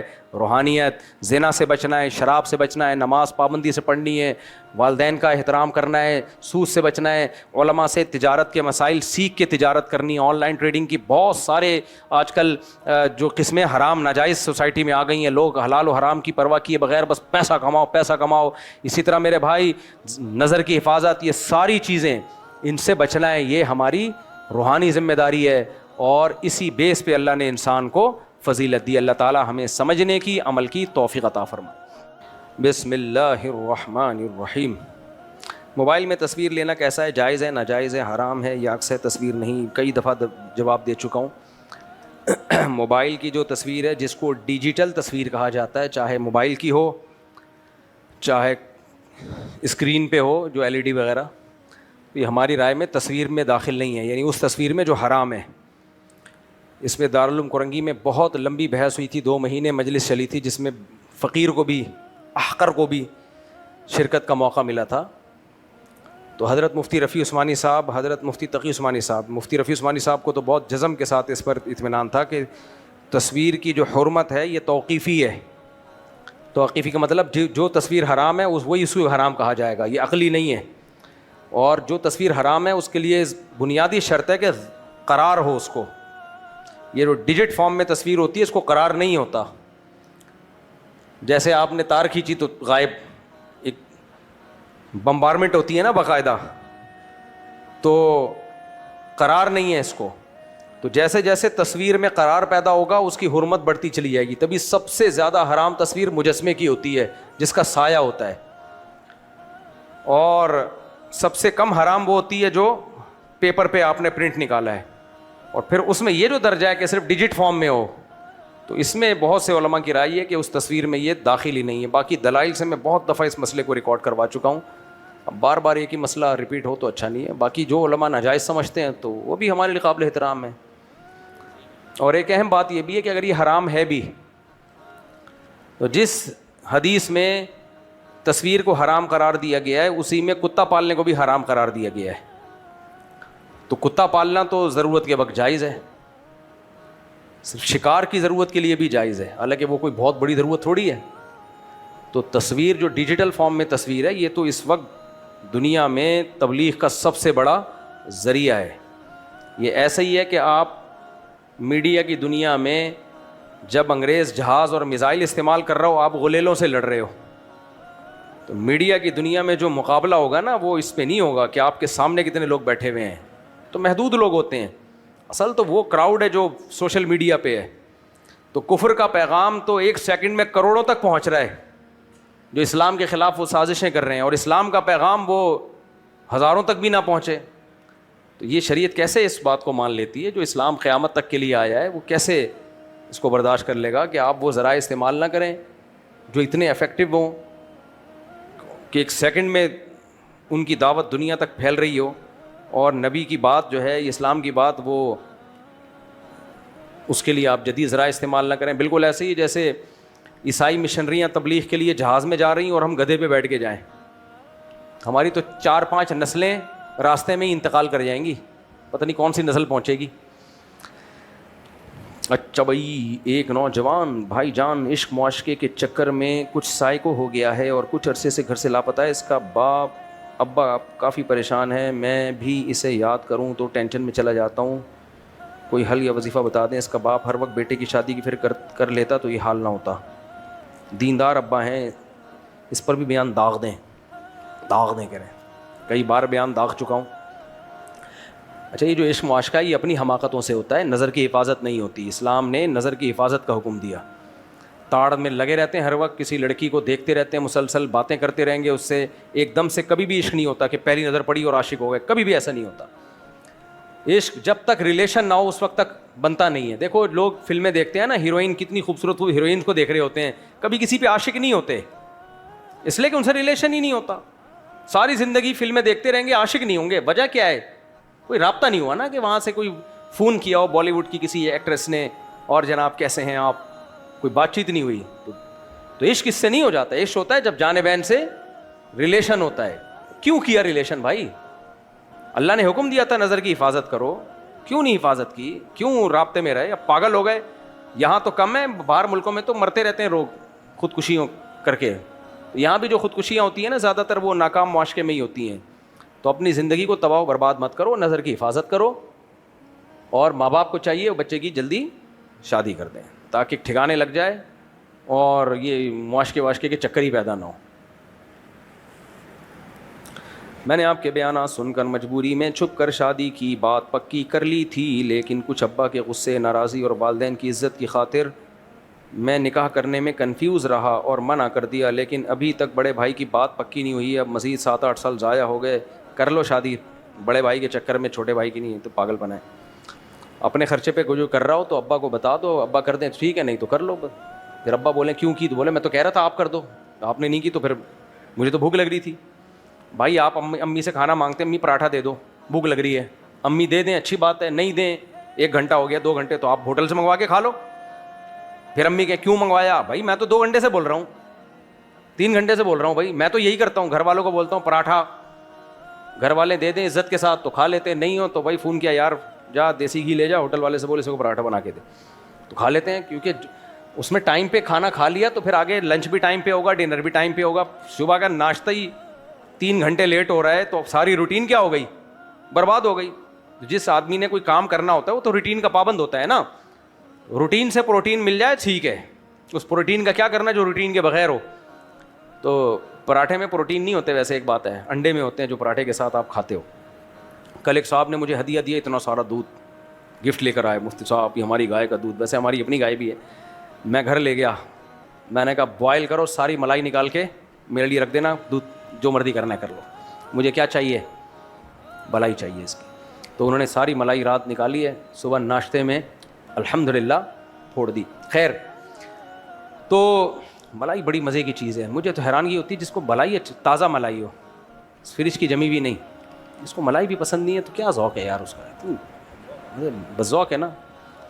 تو ملائی بڑی مزے کی چیز ہے. خیر, تو اس لیے ابا کرا دیں ٹھیک ہے, نہیں تو اپنے خرچے پہ پراٹھا خرید کے کھا لو. ویسے گھر میں مجھے ٹائم پہ مل جاتا ہے پراٹھا, ایسا نہیں ہے. کبھی اگر لیٹ ہو گئے, کوئی مسئلہ ہو گیا, کیا چخ چخ پخ پخ, بھائی منگا کے کھا یار, اور بھی غم زمانے میں محبت کے سوا. تو اگر میں ذلیل ہو کر بڑوں کا دل دکھا کر جلدی شادی کی کوشش کر لیتا تو یہ مصیبت اور افسوس نہ ہوتا. ذلیل ہو کے کر لینا, ذلیل ہو کے شادی کرنا اس عزت سے بہتر ہے جو کنوارے رہ کے انسان کو ملتی ہے. کیا خیال ہے آپ کا, کیا خیال ہے؟ میں نے جو کی ہیں عزت سے کی ہیں, ہر دفعہ الگ ٹائپ کا ذلیل ہوا ہوں میں, ہر دفعہ الگ قسم کی ذلت ہوئی ہے. میرا خیال تھا اس دفعہ وہ والی اب نہیں ہوگی ذلت, کیونکہ اتنا اس سے زیادہ ذلیل ہو نہیں سکتا, لیکن یونیک ٹائپ کی ذلت. یونیک, یہ لفظ یونیک بولتا تھا میں, کسی نے بتایا یونیک. تو اس لیے ذلیل ہو کے بیوی مل جائے, خدا کی قسم یہ اس عزت سے بہتر ہے جس میں تمہیں بیوی نہ ملے. بار بار ذلیل ہو اور ذلیل لیس ہو جاؤ, ایک دن آئے گا ذلیل پروف ہو جاؤ گے, ٹھیک ہے, ذلت محسوس ہونا ختم ہو جائے گی. خدا کی قسم یار, مجھے کیوں بار بار ایک ہی ٹاپک بلواتے ہو. بیوی سے بڑی کوئی نعمت ہو سکتی ہے, عورت سے بڑی کوئی نعمت نہیں ہے. عورت سے دیکھو, یہ عشق میں پاگل ہو کے مر گیا نا, اللہ نہ کرے مر جائیے, لیکن ایک حالت یہ ہو گئی ہے. تو بھائی مرد کے لیے اللہ نے سب سے اٹریکٹیو بنایا کس کو ہے؟ گاڑی کو. بولو کبھی کوئی گاڑی کے عشق میں پاگل ہوا؟ ابے منہ سے پھوٹو, تمہارے مطلب کی بات کر رہا ہوں. کبھی کوئی اپنی گائے پہ عاشق ہو کے مر گیا؟ بزنس پہ, بینک بیلنس. بھائی سب سے زیادہ اٹریکشن اللہ نے مرد کے لیے جس چیز میں رکھی ہے, بشرطے کہ مرد کا بچہ ہو, ہجڑا نہ ہو, تو سب سے اٹریکٹیو چیز کیا بنائی ہے اللہ نے؟ عورت بنایا, بیوی کی شکل میں. بیوی کی شکل میں سب سے زیادہ اٹریکٹیو ہے, تو وہ تو ہونا ہی چاہیے, 400 ہونی چاہیے. لیکن شریعت نے 4 کے بعد پابندی لگا دی ہے, سارا پیسہ اسی پہ خرچ کرو, بیوی مل جائے, بیوی مل جائے. لیکن وہ اللہ نے بولا بس 4 سے زیادہ نہیں, تاکہ دوسروں کو بھی تو کچھ ملے, ساری تو ہی لے جائے گا. تو اس کے جھگڑے بھی نعمت, اس کے لڑائیاں بھی نعمت, کیونکہ بیوی سے جو محبت مرد کو ملتی ہے, وہ بشرطے کہ وہ بھی عورت ہو شریف, وہ محبت بھی کسی سے دنیا میں نہیں ملتی. جو ٹوٹ کے محبت بیوی کرتی ہے, ہم تو لطیفے سناتے ہیں یہ ایسے ہی ہیں, لیکن حقیقت یہ آدمی کو جو محبت اس کی بیوی سے ملتی ہے وہ کسی سے دنیا میں نہیں ملتی ہے. وہ الگ ٹائپ کی محبت ہے, جذباتی محبت ہے وہ. تو وہ دیکھو, آدم علیہ السلام کے لیے اللہ نے جنت میں بور ہو رہے تھے تو اماں بھی پیدا کر سکتے تھے آدم علیہ السلام کے لیے, ابا بھی پیدا کر سکتے تھے. کیا خیال ہے؟ اللہ نے بیوی پیدا کی آدم علیہ السلام کے لیے. جنت میں آدم علیہ السلام نہروں میں, دودھ کی نہر, شہد کی نہر, بڑے بڑے باغات, لیکن بیگم کے بغیر کیسے لگ رہے تھے؟ پھیکے. شریکہ حیات کو پیدا کیا. اللہ دوست بھی پیدا کر سکتے تھے جنت میں. بھائی آپ جنت میں گئے, بور ہو رہے ہو, جمشید پیدا کر دیا آپ کے لیے, اس کے ساتھ ٹائم گزارو. کیا خیال ہے؟ بڑی بڑی مونچھوں والا, داڑھی والا جمشید ڈولے بنا کے آ رہا, آپ بولے ہٹا بے, تو خالی گپ شپ کے لیے ٹھیک ہے، لیکن جو دل دینے کے لیے کیا ہے، اللہ نے بیوی کو بنایا تو وہ محبت ملتی ہے، اس سے اولاد بھی ملتی ہے، خاندان آباد ہوتا ہے. اولاد کی نعمت، بیٹوں کی بیٹیوں کی نعمت بھی کہاں سے ملتی ہے. اور گرل فرینڈ وہ آلٹرنیٹ نہیں ہے بیوی کا، کیونکہ گرل فرینڈ کو بھی پتا ہوتا ہے حرام رشتہ ہے، اس کے لاشعور میں یہ بات ہوتی ہے، اور اس رشتے کی کبھی بھی بریک اپ ہو سکتا ہے، اس میں خاندان انوالو نہیں ہے. 20 مسائل ہیں، تبھی تو بھنگی چماروں والا رشتہ ہے گرل فرینڈ اور بوائے فرینڈ کا. یہ تو گدھے گھوڑوں میں بھی ہوتا ہے، گدھے کے گدھی سے دوستی ہو جاتی ہے تھوڑے ٹائم کے لیے. تو اس لیے یہ جو میں پاگل نہیں ہوں جو میں اتنے آپ لوگ کو سمجھا رہا ہوتا ہوں. آپ سمجھتے ہو کہ مفتی صاحب کیا ہو گئے ہیں، پاگل ہو گئے، ان کا دماغ خراب ہو گیا ہے. دماغ آپ لوگ کا خراب ہو گیا ہے، میرا الحمدللہ سیٹ تھا، سیٹ ہے، اور اللہ سے امید ہے انشاءاللہ موت تک سیٹ رہے گا. آپ لوگ نہ خراب کر دو اپنی باتیں کرا کے مجھے، تو امید ہے انشاءاللہ سیٹ رہے گا. اس لیے بیگم کو فوکس کرو، بیگم کو محبت بھی کرو، اس کے خرچے بھی اٹھاؤ، کنجوسی مت کرو، خرچ کرو اس پہ. جتنی صحت مند وہ رہے گی آپ کا فائدہ ہے. ایک صاحب نے مجھے بڑی اچھی بات کی، کہتے ہیں میں اپنی بہو کو ہر تھوڑے دن کے بعد اس کے ماں باپ کے گھر خود بھیجتا ہوں، کیونکہ ریلیکس ہوگی تو گھر میں خوش رہے گی. سسرال میں تھوڑی سی بہرحال شروع میں شادی کے شروع میں عورت کو ایک ٹینشن ہوتی ہے، تو وہ ماں باپ کے گھر جائے گی کھلی ڈلی، کوئی کام دھند، کوئی ذمہ داری نہیں ہوتی اس کی. تو میں نے کہا بڑی اچھی بات ہے. کہہ رہے ہیں بھائی جتنا یہ ریلیکس ہوگی ہمیں فائدہ ہوگا نا. کیا خیال ہے، لوگ مزدوروں کو چائے پلاتے ہیں، ان کو پتہ ہے اس کو چائے پلا دو تو دماغ اس کا سیٹ ہو جائے گا، کام ادھر صحیح کرے گا. مزدور چائے مانگ رہے ہوتے ہیں نا، سیٹ لوگ پلاتے ہیں، ان کو پتہ ہے چائے نہیں ملی تو ہمارا ہی کام خراب ہوگا، تو چائے پہ اتنا خرچہ نہیں ہو رہا جس آؤٹ پٹ اس کا زیادہ ہو رہا ہوتا ہے. تو اسی طرح ہر عقل مند چاہتا ہے کہ بھائی بیگم پہ خرچہ کرو گے، صحت اچھی ہوگی، آپ ہی کا مستقبل اچھا ہوگا. اور بیگم کو کنجوسی کر کے بچے تو پیدا کر رہے ہیں. میرے بچہ پیدا کرنے والا بیان سنا، کھلائی پلائی والا نہیں سنا لوگوں نے. بعض لوگ ایسے بھی کم بخت ہیں، کہتے ہیں بچے زیادہ ہونے چاہیے، لیکن بھائی بیگم کی صحت کا بھی خیال ہونا چاہیے، اس کے آرام کا بھی ہونا. یہ والا میں تھے نہیں وہ اتفاق سے بیان میں، تو سارا زور بچے پیدا کرنے پر لگا دیا. جب عورت کو پریگننسی ہوتی ہے اس کو زیادہ خوراک نہیں، لیکن کوالٹی اس کی خوراک کی اچھی چاہیے ہوتی ہے. میں نہیں کہہ رہا زیادہ کھلاؤ، جو خوراک کی کوالٹی اچھی ہوگی، ورنہ عورت کا بڑا بیڑا غرق ہو جاتا ہے بچے پیدا کر کے اگر کوالٹی والی خوراک نہ ملے. کوالٹی سمجھ رہے ہو، پیزے برگر نہیں، انڈے دودھ مچھلی یہ ٹائپ کی چیزیں تھوڑی ہوں لیکن کھجور یہ چیزیں ہونی چاہیے. تو اس لیے یہ مان لو یہ بات جو ہم کہہ رہے ہیں. آپ جو بیچارے بوڑھے ہو گئے وہ تو اب پچھتا رہے ہیں. دوسرا، اگر جادو آسیب کا مسئلہ ہو تو کیسے معلوم کیا جا سکتا؟ کوئی جادو آسیب نہیں ہے آپ کے اوپر، دماغ خراب. اب کر لو، کہہ رہے ذلیل ہو گیا اب کر لو بھائی. ہو سکتا ہے کوئی کہ اب یہ بوڑھے ہو گئے، اگر بوڑھے ہو گئے تو افسوس نہ ہوتا ان کو، اس کا مطلب ابھی کرنٹ باقی ہے. دعا کی درخواست ہے. سراج صاحب آسن کے والد حسن عبد الرؤف کی سسٹر کو کینسر ہے. رحیم النساء بیگم احمد نعمانی صاحب، دل سے دعا ہے جی اللہ تعالیٰ ان سب کو جلد سے جلد صحت کاملہ عاجلہ عطا فرمائے. آپ لوگ بھی دل سے دعا کر لیا کریں جب ایسی کوئی پرچی آتی ہے نا. آپ ہر بیان میں کہتے ہیں کبھی چھاؤں میں ملنا، اور جب ہم آپ سے ملاقات کرتے ہیں تو آپ ٹائم نہیں دیتے. کیوں نہیں ٹائم دیتا؟ میں ہر اتوار کو ٹائم دیتا ہوں لوگوں کو، ایک طریقہ رکھا ہوا ہے، اس پروسیس کے تحت آئیں تو ضرور ٹائم ملے گا انشاءاللہ. مفتی صاحب مجھے ضمانت نامہ لکھوانا ہے جامعۃ الرشید میں داخلے کے لیے. بھائی میں آپ کو جانتا نہیں ہوں، ضمانت نامہ تو اس کا لکھ کے دیا جاتا ہے جس کو بندہ پہلے سے جانتا ہو. تو آپ اپنی مسجد کے امام جو آپ کے محلے کے ہوں، یا کوئی بھی ایسے مدرسے کے عالم ہوں جو جن مدرسے سے معلومات لی جا سکیں، ہاں بھائی یہ وہیں کے عالم ہے، تو وہ ضمانت نامہ لکھ کے دینا. مفتی صاحب میری عمر 17 سال ہے اور مجھے پیار ہو گیا ہمارے خاندان میں ایک لڑکی سے.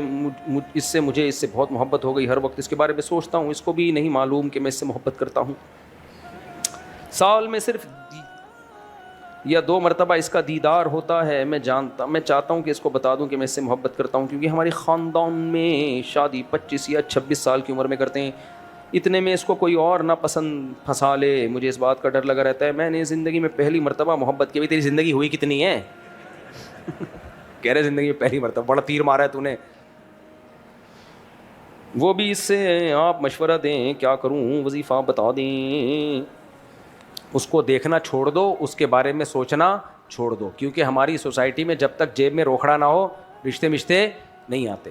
اور یہ جو عشق ہوا ہے یہ خود بخود ختم ہو جائے گا، کوئی قبر میں لے کے نہیں جاتا. اپنا علاج خود کرو، کمانے کی فکر کرو. تم روکھڑا کماؤ گے تو رشتہ خود چل کے آئے گا. سمجھ میں آ رہی ہے بات؟ کماؤ گے تو ابا اگر کر دیں, مالدار ہیں, اپنے خرچے پہ کر دیں تو بڑی اچھی بات ہے, لیکن ابا کو بھی ڈر ہوتا ہے کم وقت بالکل ہی نہ پڑھ کے بیٹھ جائے. یہ ڈر ہوتا ہے اس زمانے میں ابا کو, اور یہ بالکل صحیح ڈر ہوتا ہے. ابا کر دیں تو اچھی بات ہے, لیکن ابا پہ لازم نہیں ہے.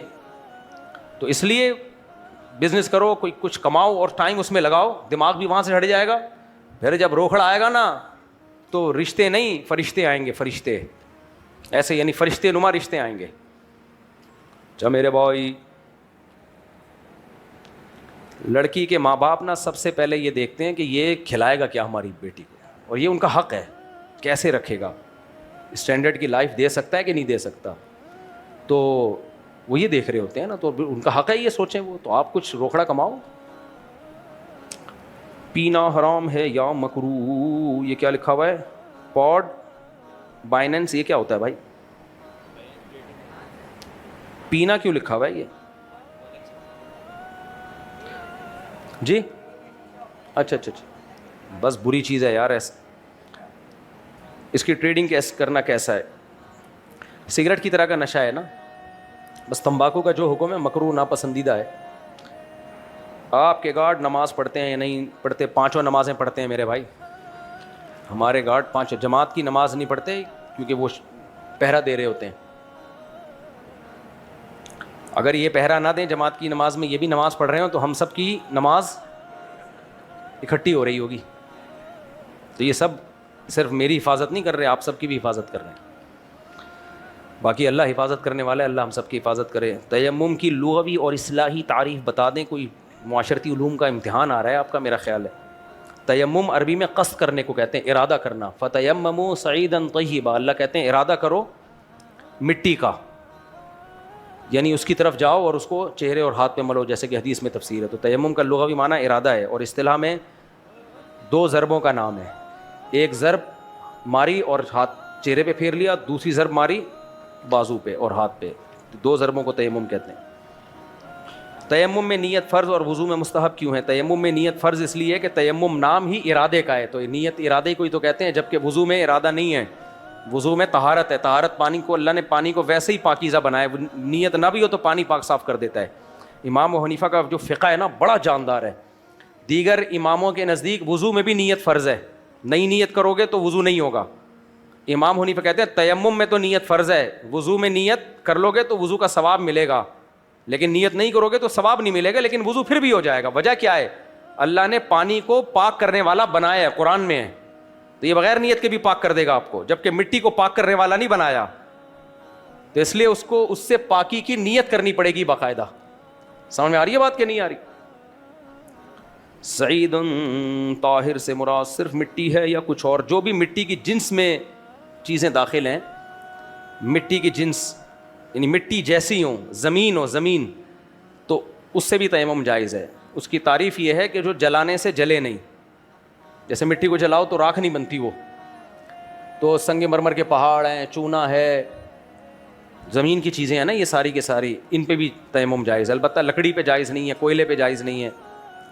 تو کیا کرنا ہے تم نے اتنی ڈیٹیل میں جا کے؟ اتنی مٹی کیا مارکیٹ میں کم پڑ گئی ہے, سیدھے مٹی سے کر لیا کرو. کیا نماز جمعہ فوت ہونے والی ہو تو تیمم کرنا جائز ہے؟ نہیں, جائز نہیں ہے, کیونکہ نماز جمعہ کا آلٹرنیٹ ظہر کی نماز موجود ہے. جمعہ اگر نکل گیا تو آپ ظہر پڑھو گے. البتہ نماز جنازہ قضا ہونے کا خطرہ ہو اور آپ کو خیال ہو کہ وضو کروں گا تو نماز جنازہ نکل جائے گی, تو پھر تیمم جائز ہے, کیونکہ نماز جنازہ 2 دفعہ جائز نہیں ہے. یہ جو آج کل رواج پڑ گیا نا, ایک جنازہ شہر میں ایک جنازہ گاؤں میں, صحابہ سے ثابت نہیں ہے, مکروہ ہے, ناجائز ہے. یہ ایک ہی جنازہ ہونا چاہیے بس.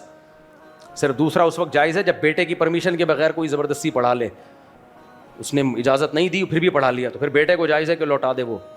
تو باقی ایسے نہیں ہے کہ یہاں بھی وہاں بھی. یہ علماء کا بھی شروع ہو گیا, ایک جنازہ یہاں ایک جنازہ وہاں, یہ غلط ہے. تو اس لیے جنازہ نکلنے کا اگر خطرہ ہے, آپ کا خیال ہے وضو کروں گا تو جنازہ نکل جائے گا, تو تیمم کر کے, چونے پہ بھی تیمم ہو سکتا ہے, دیوار پہ جیسے چونا ہوا ہوتا ہے نا, اس پہ بھی ہاتھ مار کے تیمم کیا جا سکتا ہے. آئل پینٹ پہ نہیں ہوگا.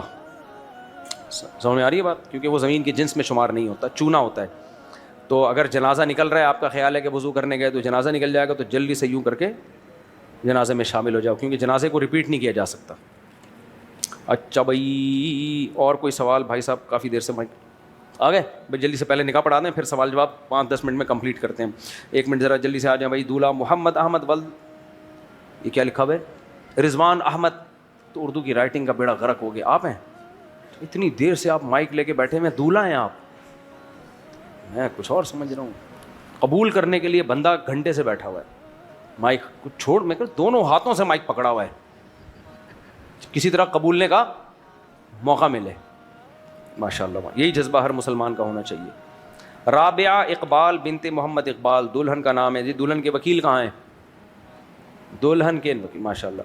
مہر کی رقم 2 لاکھ. آپ نے اجازت دی 2 لاکھ روپے مہر میں رابعہ اقبال بنت محمد اقبال کا نکاح محمد احمد ولد رضوان احمد سے کر دوں, اجازت ہے؟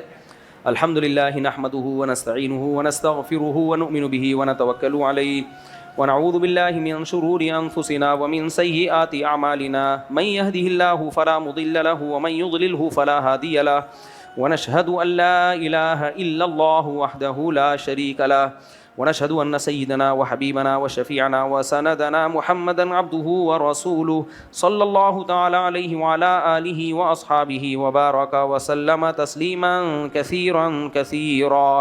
أما بعد فأعوذ بالله من الشيطان الرجيم. بسم الله الرحمن الرحيم. يا أيها الناس اتقوا ربكم الذي خلقكم من